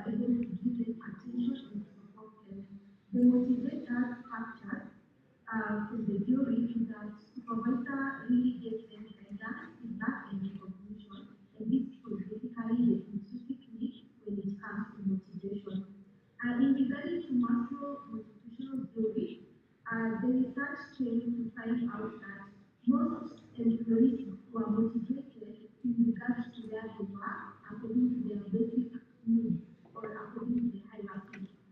The lower level employees, they felt more motivated because their needs were more of discipline. But in reality, employees who are maybe almost in retirement, their motivation was more of pension, and they would be more satisfied when they were engaged in maybe retirement, mental health issues, or retirement transition scheme. This shows the highest level of self-actualization in the hierarchy of needs. Employee motivation was typically measured by job satisfaction, productivity, and performance levels. So, in regards to the motivation, it was most of them say they were able to fully dedicate and also achieve their targets. They also had a very strong sense of commitment when it comes to their job. They were creative in nature and they felt valued by their managers. In regard to the confounding variables, the age, gender, and education, there was a strict prediction in regarding to the relationship. However, you realize that there is no influence or there was more influence when it comes to managerial support and the level of education. This means that many public servants felt underutilized. The public servants who had high level of education, they felt unutilized, and this is because many of delay of promotion underutilization when it comes to their job description, or most of them have high level of education, and yet they got jobs from very low cadre. So that was something to be noted in this paper. Another recommendation was mainly regarding to managerial support, that managers should promote regular one-on-one checking in between the managers and the staff. That is basically to always check in on a personal level. How are you doing? Is everything okay? How can I assist you? Then also managers should also be trained on emotional intelligence called first aid. There's something called psychological first aid. That is basically managers to be able to perform at least basic skills with regards to basic support skills when supporting their employees. That is to know or to detect like absenteeism is a sign of maybe a mental health issue, and today burnout is already a mental health disorder on its own. So with emotional intelligence class or psychological first aid, they are able to curb the health turnover rate as well as mental illness in organization. Another thing is to make feedback an institutional being, whereby employees are very vocal when it comes to feedback. It should not only be whistleblowing in regarding to only corruption, but when an employee feels that their mental well-being is not okay because of lack of managerial support, they are able to provide support. In regards to it, further research should be done regarding to now the leadership side, how it influences employee motivation. Why leadership style? Because most leadership styles have been tested in regarding to performance only, but not motivation. Thank you so much. That is my presentation. Thank you, Diana. Thank you, Diana, for that powerful presentation on wellness and managerial support. Come back to discussion. Thank you so much. So colleagues, keep your questions and comments in order. We'll come back later. So let's now move to Nora Jacob from the Global Municipal Hungary. Trust digital that I meant will be in the AI age. Thank you so much. I am sharing my screen. Yes, please. You have 10 minutes. Thank you. Can you see the shared screen? It is loading. Yeah. We can see. You can see. Thank you so much. I'm talking about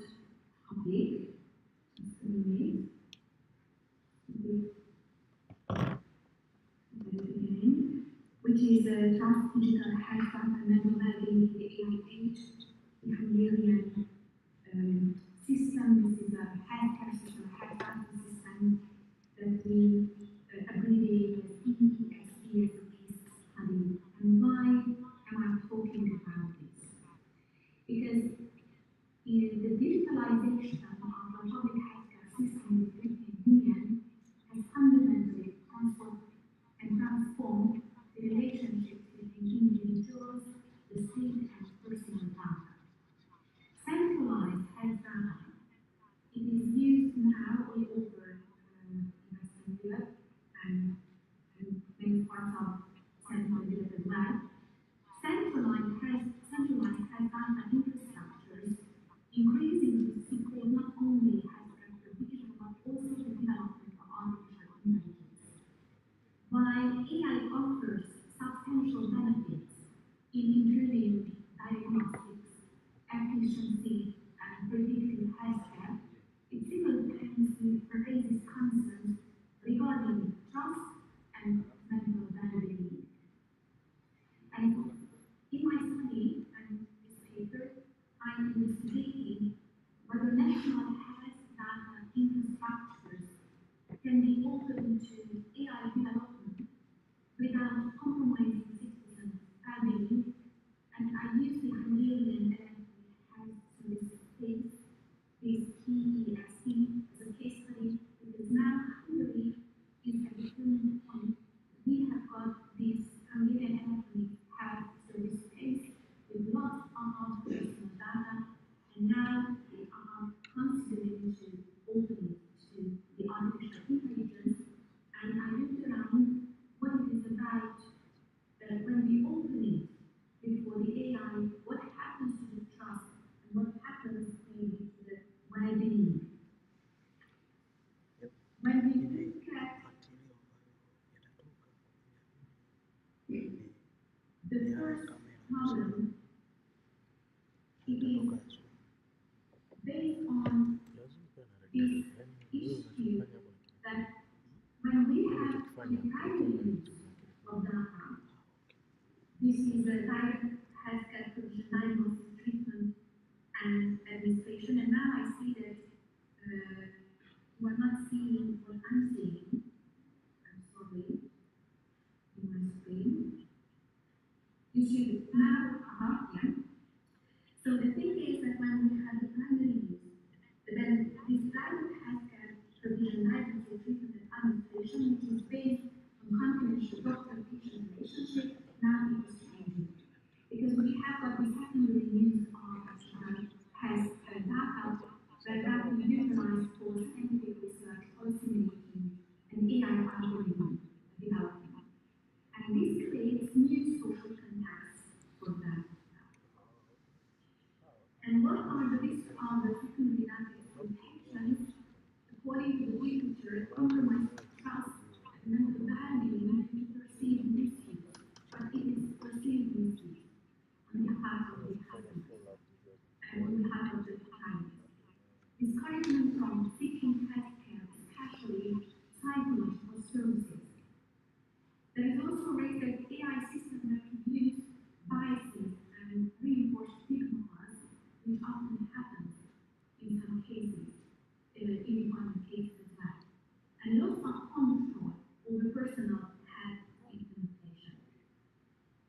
So we have got this national healthcare system, which is a centralized system and unifies the healthcare providers' policies for efficient data transfer, initially for primary care, but now increasingly for secondary use and ready to be open for AI. But how can we see the impact on mental well-being and behavior as it is the focus of this international conference? Because there is, according to the literature, fear of being watched for data misuse, which leads to anxiety and stress. There is also unwillingness to cooperate with health organizations or disclose sensitive data if they do this openly. And there might be a sort of chilling impact that individuals change behavior due to surveillance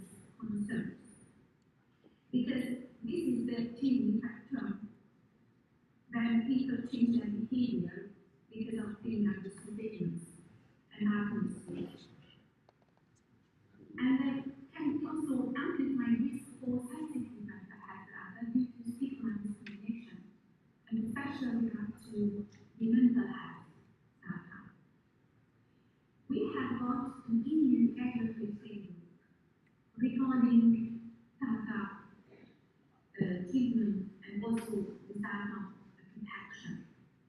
You might have heard of it. One of it is GDPR, which provides foundational legal architecture for personal and high data processing, emphasizing consent and purpose communication and transparency. And we have the overall European health data space regulation, which is a very broad regulation with lots of provisions in it. It is a framework for health data use. We also have an AI Act, which offers a risk-based regulatory framework for AI systems, especially high-risk systems in digital health. However, the tension exists as this European health data space prioritizes data reuse, while GDPR at the same time protects individual rights, neither fully addresses psychological impacts. So we have got these regulatory provisions in the EU, and we do not have really researching on the impact on psychological consequences. The AI Act, in the AI Act, you can say in summary that there are provisions, but there are also gaps for that need. Because the risk-based approach classifies health AI as high risk, data governance requirements for relevance, representativeness, and accuracy are important. Mandates transparency and human supervision for high-risk AI systems like, for example, this digital health system, but lacks explicit requirements for identifying psychological and behavioral risks. And AI systems can replicate and institutionalize biases presented in digital health records, potentially leading to diagnosis or discrimination. In the literature, we can find Laura Benjamin's new gene code, which highlights how seemingly neutral technology can reinforce social inequalities. And what is the conclusion? How to embrace sustainable well-being. Digitization alters individual state that relations, creating opportunities and challenges in just and well-being. And centralized system like our Hungarian system based on simple misuse, especially for scientific mental health, and at this moment we do not have any regulation on how we would like to cope with it. Because this trust is built on transparent and fair procedures, not just legal measures. AI Act addresses technical risks but overlooks this psychological and social impacts. So before we open our system towards the AI, it's very important to count on that kind of aspect. And as policy recommendations, we must have meaningful transparency, providing clear, accessible information on that community, including AI context. And we should also have psychological impact in risk assessment. And we should also have this citizen agency that you could see before, implementing tools like timely consent and opt-outs for personal data management. And it's also important that we should adopt interdisciplinary approaches to address social biases beyond that quality before we open our national health data system before the AI or the AI integrating governance and accountability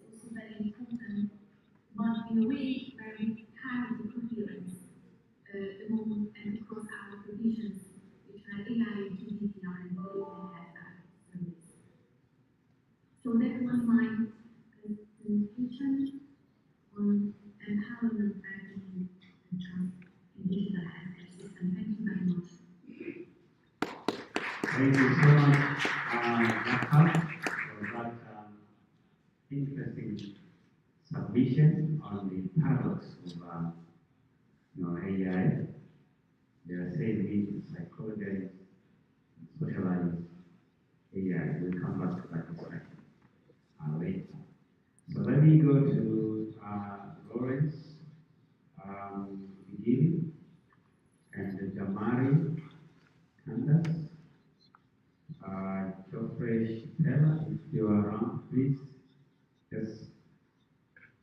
And I guess the technical team is loading your presentation.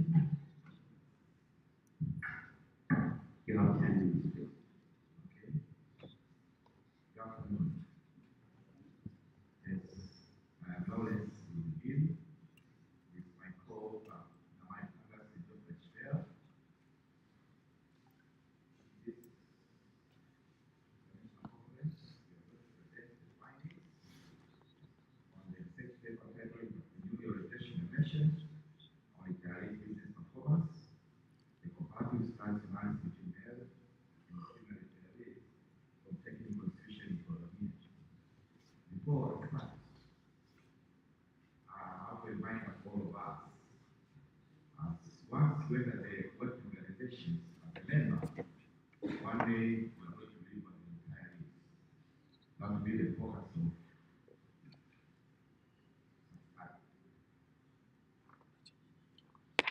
retirees' business performance has become a critical agenda for the development stakeholders. This is because the majority of the public sector employees are falling into hardship upon retirement. And this situation has stimulated the institutions to develop entrepreneurial orientation training programs in order to enhance retirees' businesses. However, the current entrepreneurial orientation programs like the university and not adequately account for gender differences, limiting their effectiveness, particularly for female retirees. Research problems. Despite of the extensive implementation of the entrepreneurial orientation programs, still they remain general and non-specialized, failing to address the separate needs of different groups. However, there is a notable inconsistency exists in business performances between male and female retirees, with approximately 80% of male businesses are effective compared to 20% of the female retirees' businesses. This gap exists across the key entrepreneurial orientation dimensions, including innovativeness, risk-taking, and proactiveness. Therefore, this study will fill the gap by conducting and investigate how gender differentiated entrepreneurial orientation dimensions impact business performance. Methodology. The study employed positive research philosophy, as this philosophy assumes that the truth is measurable. Also, it employs exploratory research design that helps the researcher to compare in business performance between male and female. The study population is 224 retirees from technical institutions in Tanzania and Maryland, and the sample size was 206, which was obtained from the Amani formula. This formula was selected as a study as a known populations. The final size, sample size 101 after data screening. So,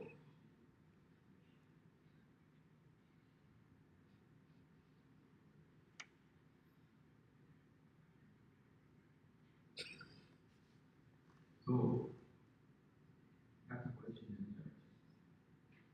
So, these are the indicators, that's the variables and its measurements, and that are collected using questionnaires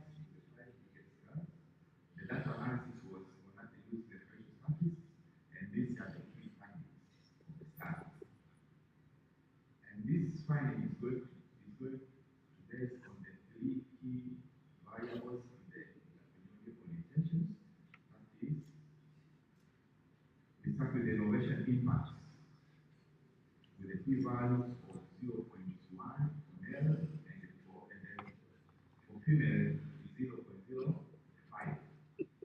So based on these findings show that male retirees demonstrate a significant greater capabilities in innovating new business ideas, creating novel products, and adapting to changes. Going to the risk-taking impacts. Risk-taking impacts show that for male, the p-value was 0.01 against the female 0.1. This means that male retirees display a greater willingness to invest in risky businesses as compared to females. Interactive impacts show that for male, the p-value is 0.001, which is very strong, and for female is 0.09. That's the thresholds. This indicates that male retirees put a significance and the preventive and their strategy in business planning than female. In case of the model fits, also during the coefficient examinations, also it shows that the male are dominant over females. Going to summaries of the key findings. In summary of the key findings, generally, male retirees demonstrate significant high levels of innovativeness, risk-taking behavior, and proactive compared to female retirees. Those differences in entrepreneurial orientation dimensions directly translated to superior business performance for male retirees. Now, the root cause of performance disparities relate to the gender differences in the source access, education, opportunities, family responsibilities, professional experiences, and the cultural norms limiting family entrepreneurial engagement. Also, the current gender entrepreneurial orientation programs has failed to address these gender-specific areas and constraints faced by the female retirees. Conclusions and recommendations. The main conclusion. The study demonstrated that entrepreneurial orientation dimensions, innovativeness, risk-taking, and proactivity positively impact both male and female retirees' business performance. However, the magnitude of the significance differ substantially with the male retirees achieving significant better business performance than female retirees. This performance gap stems primarily from gender differences in assessing resources, education, industry exposure, professional backgrounds, and the persistence of the cultural norms that constrains female entrepreneurial participation. Implications of the study. So this is going to be based on the three areas, that is policymakers, implementers, and the employees who are approaching to retire. For policymakers, the study argues government and institution policies to establish a gender diverse entrepreneurial orientation curriculum that specifically address the distinct needs of each group. The second, for entrepreneurial orientation implementers. The study suggests that the program must move away from one-size-fits-all to specialize on the gender-conscious programs. This program should consider the demographic characteristics, including age, education level, industry sectors, and professional backgrounds. For employee approaching retirement, the study argues that we should actively engage in entrepreneurial orientation programs before retirement. This is a recommendation for the further studies. First of all, the further study should assess on the impact of entrepreneurial orientation dimensions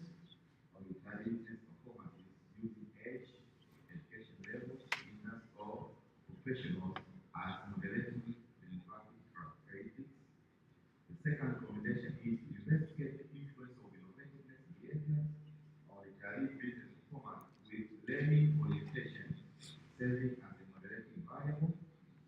Also, to examine the moderation law of learning orientation in relationship between risk-taking behavior and the retiree business performances. Also, to explore the moderating effect of learning orientation on the relationship between proactiveness and the retiree's business performance.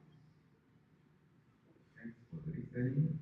This is the end of my report. Thank you so much, Lawrence, for that particular presentation. They are saying we need gender enterprising, that the males are doing better than their counterparts, and we need to come back to that discussion. Let's move to the next presenter, Pamela Onyango and Jennifer Birech, if you are around online. I am around. Thank you very much. Yes, please, you have 10 minutes. Thank you. Let me put on my video. You allow me some time to put it off because of the network. No problem.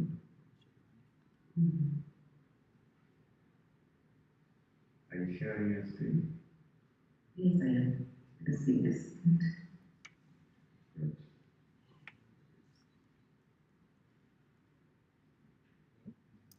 Are you able to see my screen? Slowly. Yes, we can see.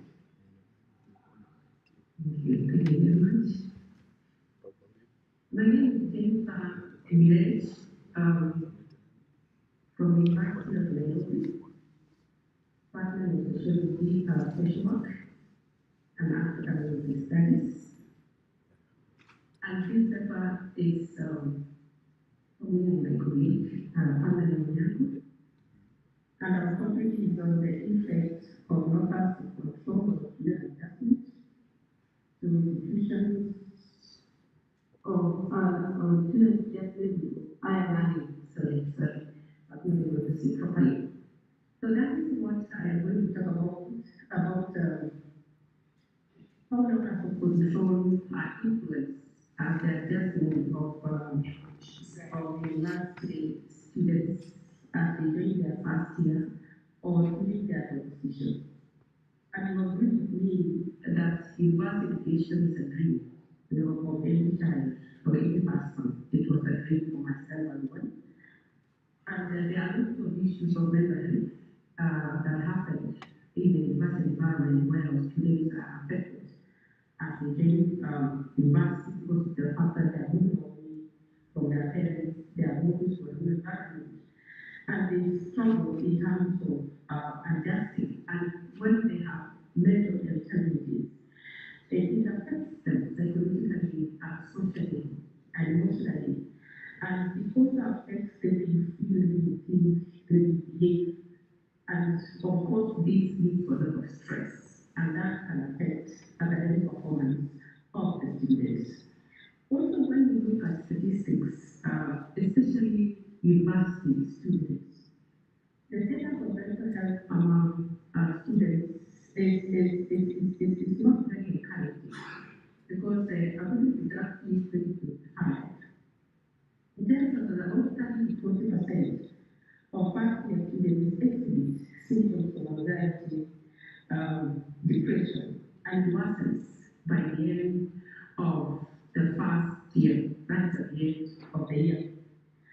Also, statistics of students training university globally is quite high. According to UNESCO, there's about 264 million students in university. Coming home to the second environment, we have about 628,000 students who are doing university. And that's why we sought out with Pamela to look at this study on what then are some of the issues that face these students in terms of precision. And we appreciate that most of them are moving away from home, most likely for the first time, moving away to a different environment, moving away to an environment where there is freedom. Yeah, because at the university there is so much freedom. So this transition is an inevitable process that is characterized by diverse challenges and uncertainties, where students are faced with psychological and educational issues, and that really affects adjustment and hence academic performance. So the question is, what is the effect of levels of control on the adjustment of these students and the university environment? When we look at the meaning of the locus of control, developed by psychologists in the 1950s, and it's the way individuals interpret the origin of various incidences which they encounter in their daily lives. There is the external and there is the internal. So how do these students interpret what is happening to their lives? They interpret in a way that they're able to deal with the issues, or they interpret in a way that they look at the environment as the cause of the issues that they're battling, and therefore they surrender. So naturally, an internal focus helps or inspire young people to be able to respond to life challenges more proactively instead of looking outwardly. So in terms of internal, they look at periodically and they say, I am able to deal with these issues. But when they look outside, then there is the work. And there is this, you can see there is internal and external. This is not mine, I borrowed. Internal